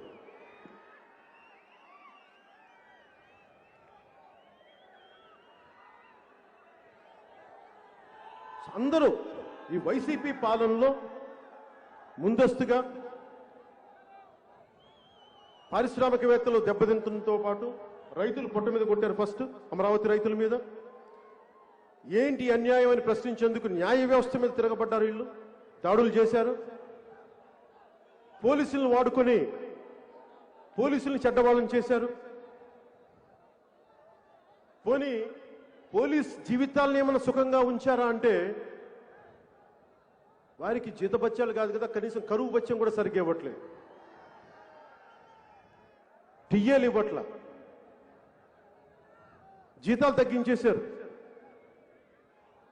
వీళ్ళ నాయకుడు నేను అధికారంలోకి వస్తే వారాంతపు సెలవు ఇస్తానని చెప్పాడు. వారాంతపు సెలవు లేదు. వారాంతపు సెలవు లేకపోగా వీళ్ళు చేసే ఈ తప్పుడు పనులు, తప్పుడు కోతల వల్ల పోలీసులకి అధిక పని. మన రోడ్ల మీద మనం తిడితే మన రోడ్ల మీదకి వస్తే దాని శాంతి భద్రత మళ్ళీ పోలీసు వ్యవస్థే కదా మాట్లాడాలి. ఆ ఉన్న సెలవు కాదు కదా, 12 గంటల పనికి వాళ్ళు 24 గంటల పనులు చేస్తారు పోలీసు, ఈ వైసీపీ ప్రభుత్వం. ఇవన్నీ కాకుండా మీరు చూస్తే మనం ఎవరన్నా సరే ఇక్కడున్న ఒక ఆడబిడ్డ కానీ, ఒక సగటు వ్యక్తి ఎవరైనా సరే ఇక్కడ మనందరంలో ఒక వ్యక్తి కనుక మనం ఒక పోలీస్ కానిస్టేబుల్ని చొక్కా పట్టుకోగలం, ప్రశ్నించగలం, కానీ భయపడతాం కదా మనందరం. కానీ వైసీపీ నాయకులకి ఆ భయం లేదు. సిఐ ర్యాంక్ అయినా సరే చొక్కా కాలర్ పట్టుకుంటారు. చిత్తూరులో ఒక సిఐని కాలర్ పట్టుకున్నారు. ఇంకో సిఐని విశాఖ ఒక పీఠంలో చొక్కా విప్పి కొడతామని వాళ్ళ మంత్రి ఒకటి బెదిరిస్తాడు. అలాగే కృష్ణలంక మన స్టేషన్లో ఎంపీ కానిస్టేబుల్స్ని కొట్టేశారు. ఇది ఎలా ఉంటుందంటే, నేను ఒక పోలీస్ బిడ్డగా చెప్తున్నా, ఇదే దెబ్బ నా తండ్రికి తగిలితే నా తండ్రి కళ్ళలోకి నేను ఎలా చూస్తాను? మా తండ్రి విధి నిర్వహణ చేస్తుంటే ఒక తప్పుడు ఎమ్మెల్యేనో, ఎంపీనో, గూండానో, ఎమ్మెల్యేనో మా తండ్రిని కొడితే ఏంటిది అనిపిస్తుంది కదా. మరి అలాంటి పోలీస్ శాఖను కొడితే అధికారులు కూడా ఒకవేళ నేను సీనియర్ అధికారిని అనుకుందాం, నేను ఒక ఐపీఎస్ అధికారిని అనుకుందాం, ఒక సిఐని అనుకుందాం నిజ జీవితంలో, నా కింద కానిస్టేబుల్స్లో నా తోటి సిఐనో ఎస్ఐనో కొడితే నా కోపం రాదా? మాట్లాడినప్పుడు ఏం చేస్తాం? వీళ్ళందరూ గూండాల అధికారులు, ఒక సంతకంతో వాళ్ళ జీవితాలు మారిపోతాయి. అందుకని వీళ్ళు కూడా భయపడే స్థాయికి వెళ్ళిపోయారు. ఏదైనా ఎక్కువ మాట్లాడితే వేకెన్సీ రిజర్వ్లోకి పంపిస్తారు, జీతాలు ఉండవు అక్కడ, ఇంకో పదవి ఇచ్చేవారు కదా, పనిష్మెంట్.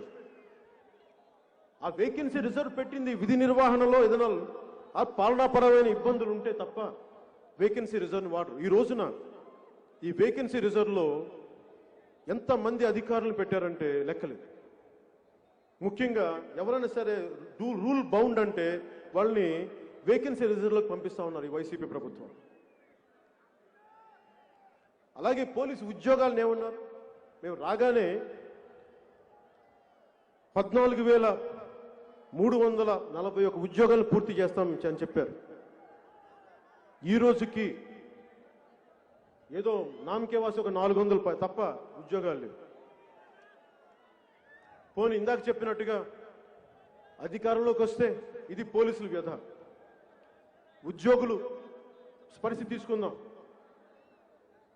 మేము వస్తే కాంట్రిబ్యూటరీ పై సిపిఎస్ స్కీమ్ని రద్దు చేస్తామని చెప్పారు. నేను ఆ రోజు నన్ను కూడా అడిగారు సిపిఎస్ రద్దు చేస్తామంటే నాకు దీని మీద ఇంకా అవగాహన లేదు, నేను 10 మందితో మాట్లాడి చెప్తానని చెప్పాను. కానీ చిన్న అనుభవజ్ఞులు కదా వీళ్ళందరూ, పెద్ద పెద్ద సలహాదారులు ఉన్నారు.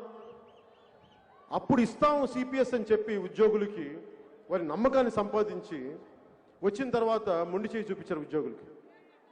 ఏదైనా అడిగితే ఏమంటున్నారు ఈ రోజున? మా నాయకుడికి ఆ రోజున పాపం విషయ పరిజ్ఞానం లేదు, టెక్నికాలిటీస్ తెలియవంట. ఏంటమ్మా టెక్నికాలిటీ అంటే నాకు అర్థం కావట్లా. టీజీసీహెచ్ ఏంటి ఆ పదవి చెప్పండి, టెక్నికాలిటీస్ అంట. అంటే మీరు రాజ్యాన్ని ఏలాలనుకుంటున్న వాళ్ళు, బాధ్యత తీసుకోవాలనుకుంటున్న వాళ్ళు, అంత అవగాహన లేమేంటి? అలాంత అవగాహన లేమి ఉన్న వాళ్ళు మీరు రాజకీయాలు ఎందుకున్నారు? ఒకవేళ పొరపాటును తప్పు చేసి మేము తప్పు చేసాం క్షమించమని కూడా అడగరే, అది కూడా నా విషయమే. మీకు ఈ రోజున వారి పార్టీ రంగుల కోసమే, పార్టీ రంగుల కోసం 3,000 కోట్లు ఖర్చు పెట్టారు. వారి ప్రకటనలకి 400 కోట్లు వృధా చేశారు. మరి వీటన్నిటి బదులు ఉద్యోగస్తులు ఫిట్మెంట్ ఇవ్వచ్చు కదా, మరి జీవితాలు కొంచెం అదనంగా డబ్బులు ఇవ్వచ్చు కదా. అంటే మీ పార్టీ రంగులు వేసుకోవడానికి 3,000 కోట్లు ఉంటాయి, కానీ మీ అడ్వర్టైజ్మెంట్ వేసుకోవడానికి 400 కోట్లు ఉంటాయి, కానీ ఉద్యోగస్తులు ఇవ్వడానికి డబ్బులు ఉండవు. ఎవడైనా సరే మీరు ఆలోచించండి, వేతనాల సవరణ కమిటీని మేము తీసుకొస్తామంటే ఎవరికైనా ఆశ ఏంటంటే మా జీతాలు పెరుగుతాయి అనుకుంటాం. వైసీపీ వాళ్ళ మాటలకు అర్థాలు వేర్లని చెప్పాను. మేము పెంచుతామంటే తగ్గిస్తామని అర్థం. మేము మద్యపాన నిషేధం అంటే మేము ప్రోత్సహిస్తామని అర్థం. 99,900 కోట్లు ఒక ఆంధ్ర మనకి తెలంగాణ ఆదాయం అయితే ఆంధ్ర ఆదాయం 1,17,136 కోట్లు.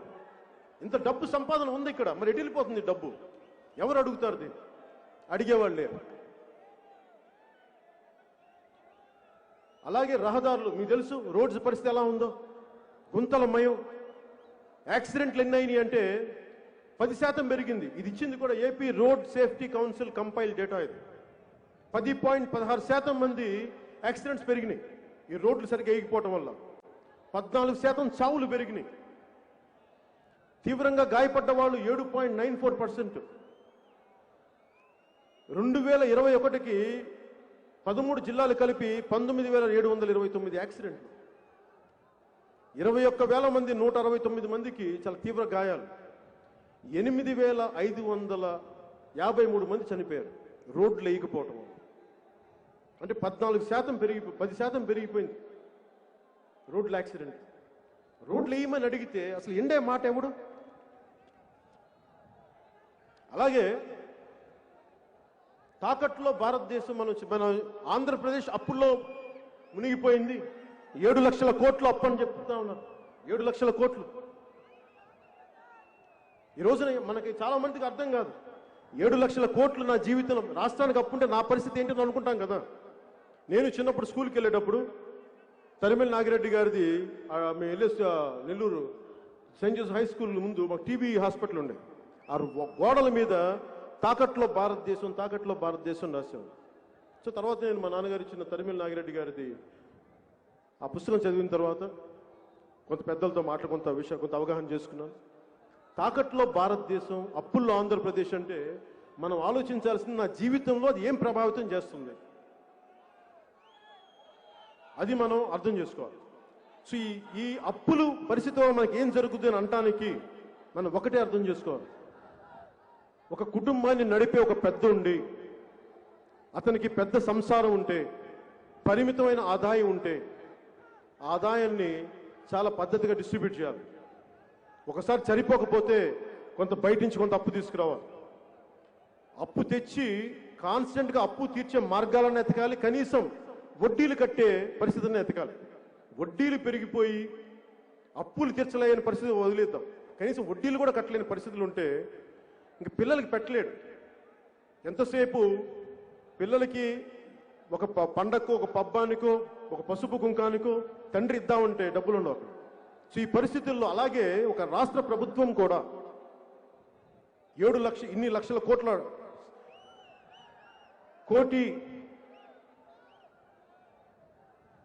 కోటి పైన ఆదాయం ఉండి, 1,00,000 కోట్ల పైన ఆదాయం ఉండి దీనిని సద్వినియోగం చేయట్లేదంటే ఎక్కడో తప్పు జరుగుతున్న అర్థం. మీరు అర్థం చేసుకోవాల్సింది, ఇంతమంది యువత ఉన్నారు, మీకు ఉద్యోగాలు లేవు. ఎందుకు ఉద్యోగాలు ఇవ్వలేకపోయారు? ఎందుకు ఈరోజు కూడా టీచర్స్ ఉద్యోగాలు ఎందుకు ఇవ్వలేకపోయారు? కొత్త రిక్రూట్మెంట్ ఎందుకు చేయలేకపోయారు? ఉద్యోగులకు ఎందుకు వేతనాలు పెరగట్లేదు? అమ్మ ఒడి పథకానికి డబ్బులు ఎందుకు ఆగిపోయినాయి? ఎయిడెడ్ స్కూల్ కాలేజీలని, స్కూల్స్ని ఎందుకు మూయించేస్తున్నారు? ఎందుకు డబ్బులు కట్టలేకపోతున్నారు? ఆరోగ్యశ్రీ పథకాన్ని ఎందుకు మంచం ఎక్కించేశారు? పాత పెన్షన్లని ఎందుకు తగ్గించేశారు? కరెంటు బిల్లు ఎందుకు పెరిగింది? ఇది ఆలోచిస్తే వీరు అప్పులు చేయటం వల్ల, వీరు రకరకాల విధానాలకి దాని అప్పులతో పాటు మనం చేయడం పరిశ్రమ అభివృద్ధి ఉండాలి కదా. ఎవరో ఒకరు పెట్టుబడులు వచ్చేవాళ్ళు ఉండాలి, వడ్డీలు కట్టాలి, ఎంతో కట్టాలంటే పెట్టుబడులు ఉండాలి. పెట్టుబడులు చంపేశారు వీళ్ళు. ఆంధ్రప్రదేశ్ అంటే ఒక్కరు రావట్లేదు. ఈ రోజున ఉన్న పరిశ్రమలు వెళ్ళిపోవడం కాదు, వచ్చే పరిశ్రమలు లేవు. ఉన్న పరిశ్రమల్ని కూడా పంపించేస్తా ఉన్నారు. ఉదాహరణకి అమర్రాజా బ్యాటరీసే ఉంది. దాంట్లో నాకు తెలియదు అంతకుముందు అమర్రాజా బ్యాటరీస్ ఏంటి. ఒకసారి కిరణ్ రాయ్, మన వినోద్ రాయల్ అని చెప్పి మన జన సైనికుడు బిడ్డ చంపేశారు చిత్తూరులో. ఆ బిడ్డ వాళ్ళ తండ్రి అమర్రాజా బ్యాటరీ ఇంజనీర్. ఆయన ఎప్పుడో కూర్చోబెట్టి అక్కడే ఉద్యోగి రిటైర్డ్ అయ్యాడు. అలాంటి ఎంతో మందికి ఆధారం కల్పించిన ఒక పరిశ్రమని ఉన్మాదంతో, పిచ్చితో ఇక్కడి నుంచి పంపించేశారు. కియా ఫ్యాక్టరీ అనంతపూర్లో వస్తే వారి అనుసంధానమైన పరిశ్రమ యాన్సిలరీ యూనిట్స్ రావాల్సిన వీళ్ళు చేసిన, వైసీపీ చేసిన గొడవకి వీళ్ళు వెళ్ళిపోయారు. ఇలా ఒక్కటి కాదు, రెండు కాదు, అన్ని వెళ్ళిపోయారు. నిజంగా ఈ ప్రభుత్వం అధికారంలోకి వచ్చినప్పటి నుంచి చాలా ఇబ్బందులు ఎదుర్కొంటా ఉంది. వీరిని ఎవరు ప్రశ్నించకూడదు. చివరికి జపనీస్ రాయబారి కింజో హిరామత్సు అనే వ్యక్తి కూడా, మీరు ప్రభుత్వాలతో ఒప్పందం చేసుకుంటే మీరు ఆ ఒప్పందాలని ఉల్లంఘిస్తే మేము ఎవరికి చెప్పుకోవాలి, భవిష్యత్తులో పెట్టుబడులు రావు, పెట్టుబడులు రాకపోతే ఉపాధి అవకాశాలు పోతాయి, ప్రజలు దెబ్బతింటారని చెప్పారు. ఈ విధానంలో నష్టపోతే అంతిమంగా పేద ప్రజలు, సామాన్య ప్రజలు. మీరు అర్థం చేసుకోండి, వీరు అభివృద్ధి లేకపోతే 300 యూనిట్స్ కరెంటు దాటిన పేదలకి పథకాలు కట్ చేస్తా ఉన్నారు. రైతులు ధాన్యాన్ని కొనడానికి డబ్బులు లేవు. ఎస్టీ, ఎస్సీ, బీసీ సకల కార్పొరేషన్లకి రుణాలు ఇవ్వలేని పరిస్థితుల్లో ఉన్న కార్పొరేషన్ నిధులను వేరే చోటకి తరలించేస్తా ఉన్నారు. ఈ రోజున పంచాయతీ, గ్రామ స్వరాజ్యం, గ్రామాలే పట్టుకొమ్మలు దేశానికంటే ఈ పంచాయతీలు డబ్బులు లేవు. ఈ రోజున డ్రైనేజీలు బాగు చేయించలేరు. వేతనాలు సవరణ అంటారు, డబ్బులు లేవు దానికి. మద్య నిషేధం అని చెప్పారు, మద్యం మీద కోట్లు సంపాదిస్తా ఉన్నారు. టీడీపీ ప్రభుత్వంలో ఉన్నప్పుడు 59,000 కోట్ల మద్యం మీద ఆదాయం వస్తే 2.5 ఏళ్లలోనే మద్య నిషేధం విధించి 45,000 కోట్లు సంపాదించారు. టీడీపీ రికార్డు బ్రేక్ చేశారు 2.5 సంవత్సరాలు. ధరలు పెంచితే మద్యం తాగేవాళ్ళు తగ్గిపోతారని చెప్పి ఒక దరిద్రపు నీచ నికృష్టమైన ఒక హీన వాదన ఒకటి వినిపిస్తారు. డబ్బులు పెంచితే ఎవడైనా సరే వ్యసనాన్ని నియంత్రించగలరుగా, నిర్మూలించగలరా? పైగా ఈ నాసిరకం లిక్కర్ ఒకటి అమ్ముతారు. దానివల్ల ఈ మధ్యనే మనకి జంగారెడ్డిగూడలో 812 మంది చనిపోయారు ఇలిసిట్ లిక్కర్ తాగి. ఇండియన్ మేడ్ ఫారిన్ లిక్కర్ అంటాం కదా, IMFLని. అది కాదు, ఇడుపులపాయ మేడ్ ఫారిన్ లిక్కర్.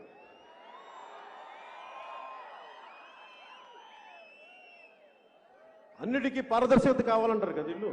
ఈ పారదర్శకత 25,000 కోట్లు మద్యం ఆదాయం వాళ్ళ జేబుల్లోకి చేరుకుంది. ప్రభుత్వం వైన్ షాపులు నడుపుతుంది, ప్రభుత్వం పాఠశాలలు నడపాలి, ప్రభుత్వం ఉపాధి అవకాశాలు పెంచాలి, ఉద్యోగాలు చేయాలి. ఈ రోజున మన ప్లేట్లో మనం బిర్యానీ తిందామని అంటగా వాళ్ళు బాగా సంపాదిస్తున్నారు, దోచేయడంలో అడ్డగోలు వెళ్ళిపోయారు. ఈ అప్పు చేసిన డబ్బులు కూడా ఎటో వెళ్ళిపోయినాయి. అమ్మఒడి ఆగిపోయింది, ఇవన్నీ ఆగిపోయినాయి. ఈ రోజున చివరిగా ఆలయాల పరిస్థితి ఎలా ఉంది అంటే, తిరుపతిలో కూడా చేపల మార్కెట్ లాగా 2,000 పెంచేస్తాం, 3,000 పెంచేస్తాం, తిరుపతిని కూడా ఇట్లా చేసేస్తా ఉన్నారు. విగ్రహాలు, రామో విగ్రహవాన్ ధర్మ, నిలువెత్తు ధర్మానికి ప్రతిరూపం రాముడు, అలాంటి విగ్రహాన్ని కొట్టేసి ఈ రోజుకి ఒక్కళ్ళు అరెస్ట్ చేయలేదు వాళ్ళని. అలాగే టీటీడీ సమస్య చూస్తానే ఉన్నాం, ధరలు పెంచేశారు. అసలు ధార్మిక మండలి ఇలాంటి చాలా మంది పదే నన్ను అడుగుతా ఉన్నారు, అసలు ఎండోమెంట్స్ యాక్ట్ మీద మీ ఉద్దేశం ఏంటి? ఈ దేశం సెక్యులర్ దేశమే అయితే ఒక మతానికి ఒక న్యాయం, ఇంకో మతానికి ఇంకో న్యాయం ఏంటి? సెక్యులరిజం అంటే అందరినీ సమానంగా చూడటం కదా. మస్జిదుల మీద కంట్రోల్ లేదు, కంట్రోల్లో పెట్టుకోదు ప్రభుత్వం. చర్చిల మీద కంట్రోల్ పెట్టుకోదు ప్రభుత్వం. హిందూ దేవాలయాల మీద ప్రభుత్వ నియంత్రణ ఏంటి? దీని మీద మాట్లాడాలి అని అంటే ఖచ్చితంగా చెప్తున్నాను, ఈ రోజున దీనిని మేము పరిశీలిస్తాం, దీన్ని అధ్యయనం చేస్తాం, దీంట్లో లోతుపాతులు తెలుసుకుంటాం. టీటీడీ యాక్ట్ని సవరించాల్సి వస్తే, ఈ ఎండోమెంట్స్ యాక్ట్ని సవరించాల్సి వస్తే ఖచ్చితంగా పెద్దలందరితో కూర్చొని మేమందరం కూర్చొని ఒక సమిష్టి నిర్ణయం తీసుకుంటాం.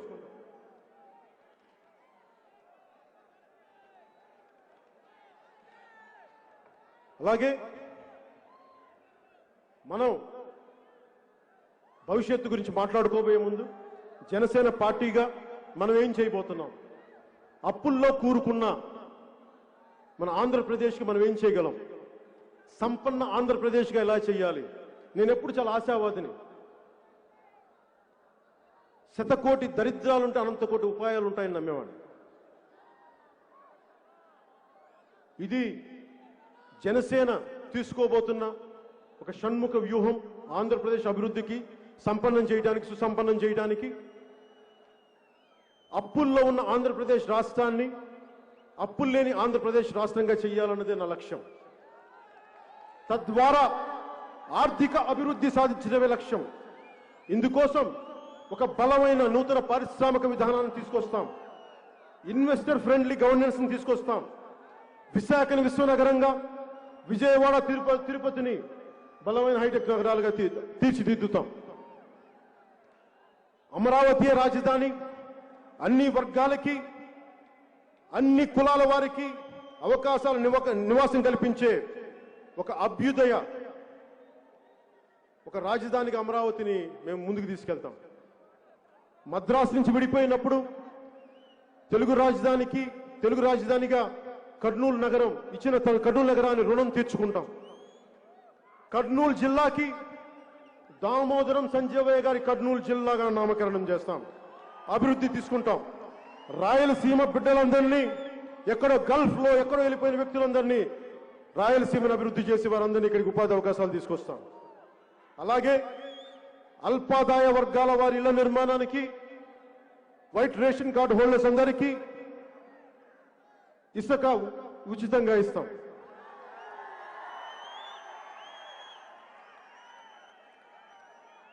అదనపు గదులు నిర్మించుకున్నా కానీ వైసీపీలా కాకుండా మేము ఉచితంగానే ఇసుకేస్తాం, అందరికీ అండగా ఉంటాం. అలాగే జనసేన సౌభాగ్య పథకం కింద దీనికి మటుకు ఒక చిన్న ఇన్సిడెంట్ చెప్పాల్సి వస్తుంది. హుద్హుద్ తుఫాన్కి నేను శ్రీకాకుళం పోయినప్పుడు మీలాంటి యువకుడు ఒకడు వచ్చి, అన్న మాకు 2000 కాదు 5000 కాదన్నా, మమ్మల్ని ఏదైనా చెయ్యన్నా, మమ్మల్ని మా కాళ్ళ మీద మేము నిలబడగలిగి మాకు 10 మందికి ఏదైనా ఉపాధి అవకాశాలు ఇచ్చేదైనా పని చేయనని అడిగితే, 25 కేజీలు బియ్యం కాదన్నా 10 సంవత్సరాల భవిష్యత్తు ఇచ్చే పని చేయన్నా అంటే, ఆ రోజున నేను చెప్తున్నాను, మీకు యువతకి మాటిస్తున్నాను, మీకోసం పెట్టాము ఈ 10. మీరు అద్భుతంగా ఉండాలి. ఈ విలేజ్ సచివాలయాల్లో ఉండే సులభ్ కాంప్లెక్స్ల్లో కలెక్షన్ చేసే ఉద్యోగాలు కాకుండా అలాంటి ఉద్యోగాలు కాకుండా మీరు స్వయం ప్రతిపత్తి మీ కాళ్ళ మీద నిలబడగలిగేలాగా, మీ దగ్గర ప్రతిభ ఉంటుంది, డబ్బులు ఉండవు, అలాంటి సామాన్య మీకు ఒక డబ్బు ఇస్తే మీకు ప్రభుత్వం తరపు నుంచి 10 లక్షల రూపాయలు మీకు ఒక బలమైన ప్రతిభ ఉండి, ఐడియా ఉండి 5 మందికి 6 మందికి ఉపాధి అవకాశం కల్పించే పరిస్థితి, మీరు వ్యాపారం పెట్టుకుంటానని ముందుకొస్తే ఈ 5 సంవత్సరాల్లో 5 లక్షల మందికి సంవత్సరానికి 1 లక్ష చొప్పున 10 లక్షలు మీ బ్యాంకులో వేస్తాం. దీంట్లో బడుగు బలహీన అణగారిన వర్గాలందరికీ ప్రాధాన్యత ఇస్తాం. వ్యవసాయ రంగాన్ని లాభసాటిగా చేయడం నాకు లక్ష్యం. వ్యవసాయ రంగాన్ని చూస్తే పాపం గిట్టుబాటు ధర రాకుండా కష్టపడతా ఉన్నారు, ఏడుపులు కన్నీళ్లు. ఎట్టి పరిస్థితుల్లో రైతు అనేవాడు కన్నీరు పెట్టకూడదు. నేను తిరుగుతాం పొలాల మీద, గట్టుల మీద తిరుగుతాం, రైతులతో మాట్లాడతాం, మీ కష్టాలను అర్థం చేసుకొని వ్యవసాయ రంగాన్ని లాభసాటిగా చేసే రంగంగా చేస్తాం. మద్దతు ధరల్లో ఎట్టి పరిస్థితుల్లో తగ్గకుండా చర్యలు, ఫుడ్ ప్రాసెసింగ్ యూనిట్లు కానీ, వ్యవసాయానికి మూలాధారమైన పంట కాలువలు కానీ, మినీ రిజర్వాయర్లు కానీ, వాటన్నిటినీ ఆధునీకరిస్తాం. అలాగే ఆరోది మన ఆంధ్రప్రదేశ్ మన ఉద్యోగాలు, ప్రభుత్వం ఖాళీగా ఉన్న ప్రతి ఉద్యోగాన్ని జనసేన అధికారంలోకి రాగానే భర్తీ చేస్తాం. నిరుద్యోగుల ప్రయోజనాలని కాపాడటం జనసేన లక్ష్యంగా తీసుకుంది. ప్రైవేట్ రంగంలో కూడా ఏటా 5 లక్షల ఉద్యోగాలు కల్పించే ప్రణాళికలు చేస్తాం. ఉద్యోగులకి వేతన సవరణ, పిఆర్సీ సవరణ చేస్తాం. సిపిఎస్ని ఈ రోజు నేను ఉద్యోగాలు, ఒక ప్రభుత్వ ఉద్యోగి కొడుకుగా మీకు చెప్తున్నాను, సిపిఎస్ని మేము రద్దు చేస్తాం. నేను ఆలోచించాను, మాట్లాడాను, నేను చెప్తున్నా, సిపిఎస్ని రద్దు చేస్తాం. పాత పెన్షన్ విధానాన్ని తీసుకొస్తాం, మీకు అండగా ఉంటాం.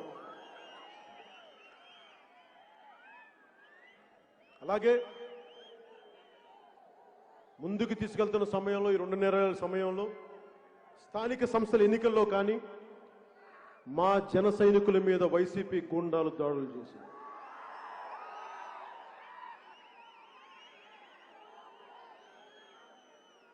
నేను కులాల ఐక్యత కోరుకునేవాడిని, కులాలను విభజించేవాడిని కాదు, కులాల ఐక్యత కోరుకునేవాడిని.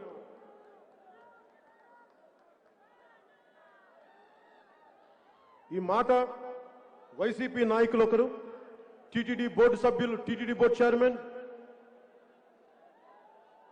వైవి సుబ్బారెడ్డి గారు రాశారు. ముందు మాటగా మా నెల్లూరు జిల్లా అధ్యక్షులు మనుక్రాంత్ రెడ్డి గారు, స్నేహితులు గిద్దలూరు నుంచి డాక్టర్ గౌతమ్ రెడ్డి అని, గౌతమ్ రెడ్డి గారు కదా ఆయన పేరు, మిమ్మల్ని గౌతమే కదా, గౌతమ్ రెడ్డి గారు నాకు నా మీద ప్రేమతో పుస్తకం ఇచ్చారు. మీరు రెడ్డి అనే పుస్తకాలు చదువుతారని చెప్పి, ఈ సామాజికంగా మీరు సమతుల్యతల మీద కులాల మీద చదువుతారు కూడా ఈ పుస్తకం చదవని మీకు అర్థం అవుతారంటే, ఆ రెడ్డి వైభవం పుస్తకంలో ముందు మాటగా వైవి సుబ్బారెడ్డి గారు రాశారు, ఇప్పుడున్న టీటీడీ చైర్మన్. ఆయన అన్న మాటలు ప్రస్తుతం మన సమాజాన్ని చాలా బలంగా చూపిస్తాయి. కుల ప్రాధాన్యతలు, ఆయన చదివిందే ఆయన రాసింది చెప్తున్నాను విత్ ఇన్ కోట్స్. కుల ప్రాధాన్యతలు పెరిగిపోతున్న తరుణంలో ఏ ఇతర కులాన్ని అగౌరవపరచకుండా ఎవరి కులాన్ని వారు అభిమానించుకోవటం ఒక సామాజిక అవసరంగా భావిస్తున్నాను. నేను వారిని గౌరవిస్తాను ఈ వాక్యాలకి. కానీ మరి వైవి సుబ్బారెడ్డి గారిని అడగదలుచుకున్నాను, మీరు ఒక కులాన్ని మరి మీరు ఇంత ఉన్నతంగా రాసి, ఒక వాస్తవిక ధోరణితో రాసి, ఒక కులాన్ని మీరు వర్గశత్రువుగా ఎలా ప్రకటించింది మీ పార్టీ? ఒక కులాన్ని మీరు వర్గశత్రువుగా ఎలా ప్రకటించారు? దానివల్ల అస్తవ్యస్తం అయిపోతుంది రాష్ట్రం. నేనే ఉన్నాను చాలాసార్లు తూర్పుగోదావరి జిల్లా నుంచి ఎవరు వచ్చినా రకరకాల మాటలు మాట్లాడుతూ ఉంటే అక్కడున్న పెద్ద సామాజిక వర్గం కాపులకి, శెట్టి బలిజలకి పడదని చెప్తా ఉంటారు. ఆ రోజున శెట్టి బలిజ సామాజిక వర్గానికి చెందిన పితాని బాలకృష్ణ గారు ఒకటే చెప్పాను, మనం ఏ కులంలో పుట్టాలో ఎలా పుట్టాలో మనకు తెలీదు, ఎందుకు గొడవలని చెప్పి నేను కోనసీమకు పోయి శెట్టి బలిజ సామాజిక వర్గాన్ని కాపుల్ని కలిపి నేను సోషల్ ఇంజనీరింగ్ చేశాను, మీరు గొడవలు పెట్టుకోకండి, కలిసి ఉండండి, వాళ్ళు నాకు ఓట్లు వేస్తారని కాదు, సమాజం విచ్ఛిన్నం అయిపోయిన బాధతోటి. మరి నేను ఇంత బాధ్యతగా ఉన్నప్పుడు వైవి సుబ్బారెడ్డి గారు మీకు ఒక విషయాన్ని మీ దృష్టికి తీసుకొస్తాను. మీ కాకినాడ ఎమ్మెల్యే ద్వారంపూడి చంద్రశేఖర్ అనే వ్యక్తి నన్ను అకారణంగా పచ్చి బూతులు తిట్టాడు, నన్ను వినకూడని బూతులన్నీ తిట్టాడు. అది మీ వైసీపీ వాళ్ళకి అలవాటు అనుకోండి, నేను భరించాను, నేను తట్టుకున్నాను. కానీ నన్ను తిడితే మా జన సైనికుల కోపాలు వస్తాయి, మా ఆడపడుచుల కోపాలు వస్తాయి, మా వీర మహిళల కోపాలు వస్తాయి, మా నాయకుల కోపాలు వచ్చినాయి. నానాజీ గారికి, పంతం నానాజీ గారికి, అందరికీ ఎందుకు ఇలా అన్నామని చెప్పి నిరసన చేయడానికి పోతే వాళ్ళ మీద దాడులు చేశారు. దాడులు చేయడమే కాకుండా నేను నిజంగా చెప్తున్నాను, ఈ రోజున ఇన్ని సంవత్సరాల్లో పార్టీ పెట్టిన 8 సంవత్సరాలు ఏ ఒక్క రోజు కూడా నా మీద ఇన్ని మానసిక అత్యాచారాలు చేసినా కానీ ఏ ఒక్క రోజు కూడా నేను ఎందుకు వచ్చాను రాజకీయాల్లోకి, తప్పు చేశాను ఒక్క క్షణం కూడా అనుకోలేదు. కానీ కొద్ది క్షణాల మటుకు మా ఆడబిడ్డల మీద, మా వీర మహిళల మీద దాడి చేస్తే వాళ్ళు ఏమి తిట్టారో నాకు చెప్తే ఆ రోజు అనిపించింది, అయ్యో నా బిడ్డల్ని ఎందుకు నేను ఈ పరిస్థితిలో పెట్టాను, నేను పాలిటిక్స్ రాకుండా ఈ పరిస్థితి వచ్చినది కాదా, ఆ కొద్ది క్షణాలు అనిపించింది నాకు. నేను ఈ రోజున చెప్తున్నానమ్మా, మీరు నా కోసం పడ్డ తిట్లకి మనస్ఫూర్తిగా ఇంత నిండు సభ ముందు మీ క్షమాపణలో నేను కోరుకుంటున్నాను.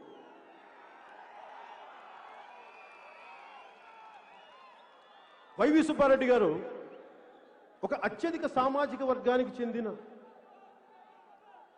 ఆయన ఓటర్లు కూడా ఉన్నారు, వారిని కులదోషం చేయొచ్చా, అట్లాగా బూతులు తిట్టొచ్చా? మీరెవరు చెప్పరా? వైవి సుబ్బారెడ్డి గారు మీరు చెప్పరా? మీరు విఘ్నులు, పెద్దవారు, కొంచెం గడ్డి పెట్టండి ద్వారంపూడి చంద్రశేఖర్ గారికి. అలాగే ద్వారంపూడి చంద్రశేఖర్ గారికి కూడా చెప్తా ఉన్నాను, గతంలో మీ కుటుంబానికి ఎస్పీ డిటి నాయక్ గారి ట్రీట్మెంట్ జరిగింది, భవిష్యత్తులో కనుక ఇలాగే చేస్తే భీమ్లా నాయక్ ట్రీట్మెంట్ అంటే ఏంటో చూపిస్తాను మీకు, మర్చిపోకండి.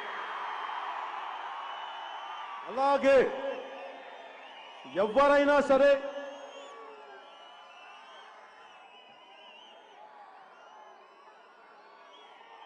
కులాల పేరు మీద నిజానికి ఈ రోజున వైశ్య సామాజిక వర్గాన్ని ఇబ్బంది పెట్టేస్తా ఉన్నారు. ఎప్పుడు వైశ్యులు చేతికి సహాయం చేసేవాళ్ళు తప్ప వారి జీవితాన్ని వాళ్ళు చూసుకునే వాళ్ళు ఈ రోజు ఒక్కరు ఎప్పుడు ఇబ్బంది లేరు, ఆశించరు. అలాంటి వైశ్య సామాజిక వర్గాన్ని మీరు ఇబ్బందులు పెడతా ఉన్నారు. నేను చెప్తున్నాను, ఈ రోజు వైశ్య సామాజిక వర్గానికి జనసేన మీకు అండగా ఉంటుంది. అలాగే యానాదు జాతులకు కానీ, రెల్లి కులస్తులకు కానీ, ముత్తరాసి కులస్తులకు కానీ, బీసీ సంచార జాతులకు కానీ ప్రతి ఒక్కరికి మీకు అండగా ఉంటాం. సంచార బీసీ జాతులకి, షెడ్యూల్డ్ ట్రైబ్స్ కి, ప్రతి ఒక్కరికి, మా ఎస్సీ సోదరులకి, ప్రతి ఒక్కరికి, అన్ని వర్గాల వారికి మేము అండగా ఉంటాం.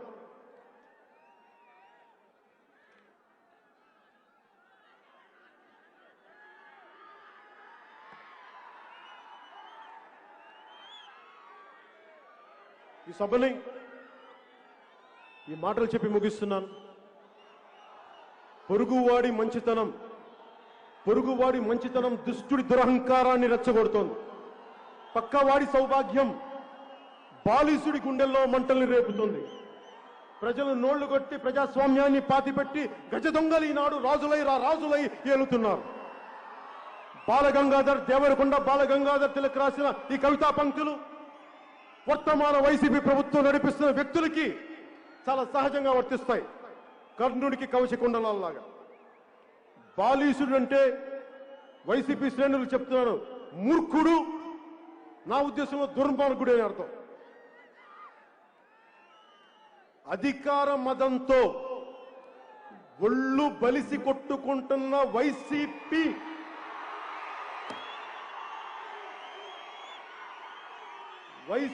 ఒళ్ళు బలిసి అధికార మదంతో ఒళ్ళు బలిసి కొట్టుకుంటున్న వైసీపీ అనబడే మహిషానికి కొమ్ములు ఇరగొట్టి కింద కూర్చోబెట్టి వచ్చే ఎన్నికల్లో సరికొత్త ప్రజాప్రభుత్వాన్ని స్థాపిస్తాం.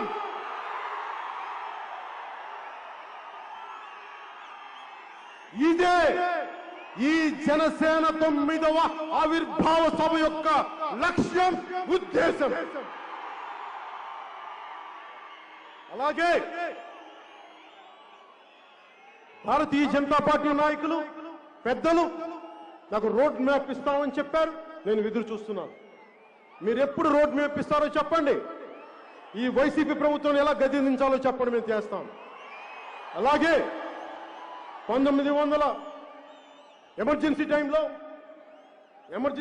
టైంలో అప్పుడు కాంగ్రెస్ ప్రభుత్వానికి ఆ వ్యతిరేక శక్తులన్నీ ఎలా కలిసినాయో, వైసీపీ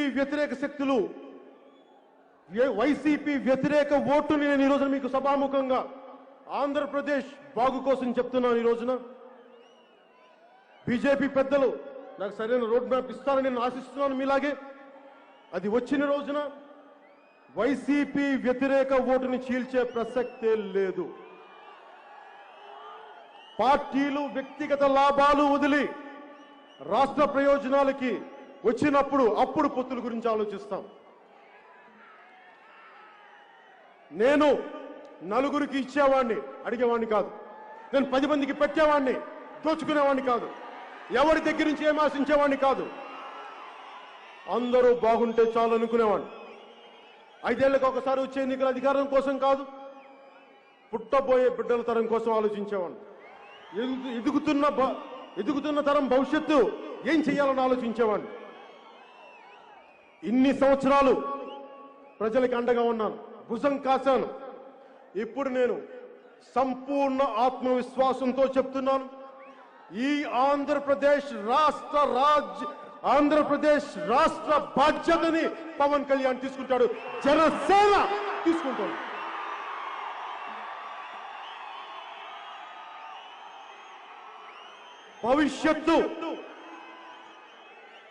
భవిష్యత్తు జెండాని మోయడం కంటే బాధ్యత ఏముంటుంది? ఒక తరం కోసం యుద్ధం చేయడం కంటే సాహసం ఏముంటుంది? ఒకటే గుర్తుపెట్టుకోండి, కూల్చేవాడుంటే కట్టేవాడుంటాడు, విడదీసేవాడుంటే కలిపేవాడుంటాడు,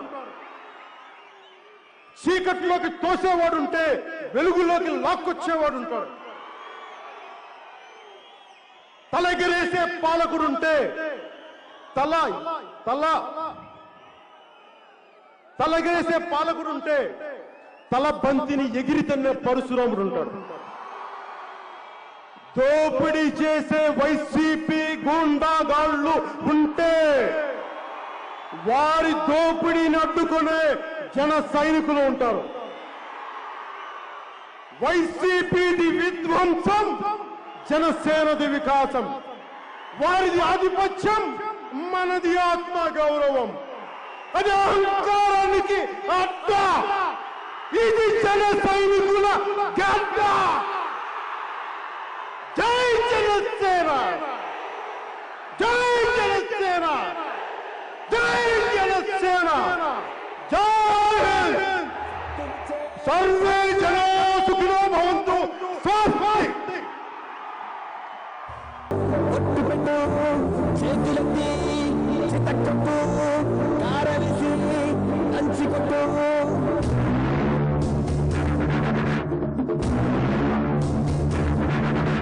చీకట్లో దీపమెట్టే సిల్లన్నారా, ఆకలిస్తే అన్నమెట్టే అక్కోనురా.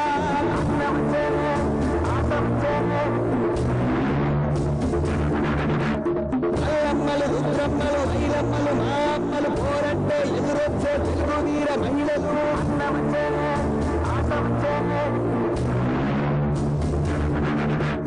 అమ్మసాడు బిడ్డలంతా నిమ్మడంగా ఉండిపోదు. పర్మట్టు బిడ్డంతా చీకట్లో జారిపోదా.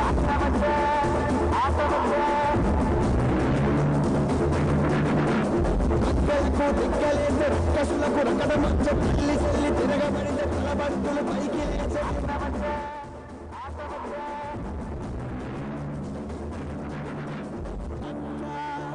చెల్లి చీరకట్టు, ఒట్టు పెట్టు, చేతులెత్తి చితకొట్టు, కారవేసి దంచికొట్టు.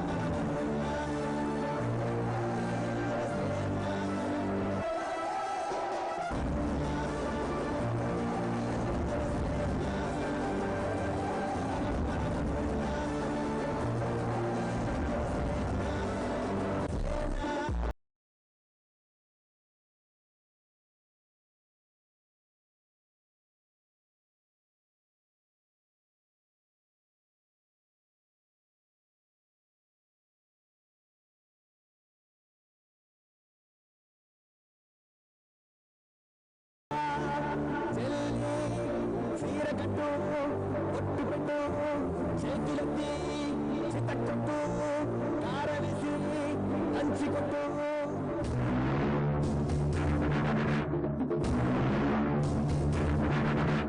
చీకట్లో దీపమెట్టే సిల్లన్నారా, ఆకలిస్తే అన్నమెట్టే అక్కోనురా.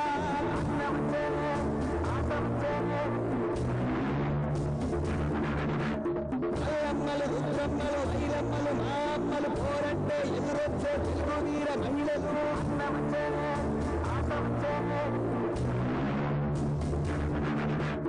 అమ్మసాడు బిడ్డలంతా నిమ్మడంగా ఉండిపోదు. పర్మట్టు బిడ్డంతా చీకట్లో జారిపోదా.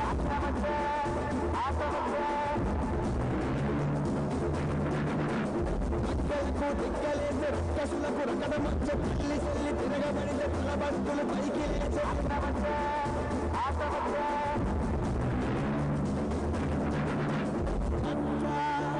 చెల్లి చీరకట్టు,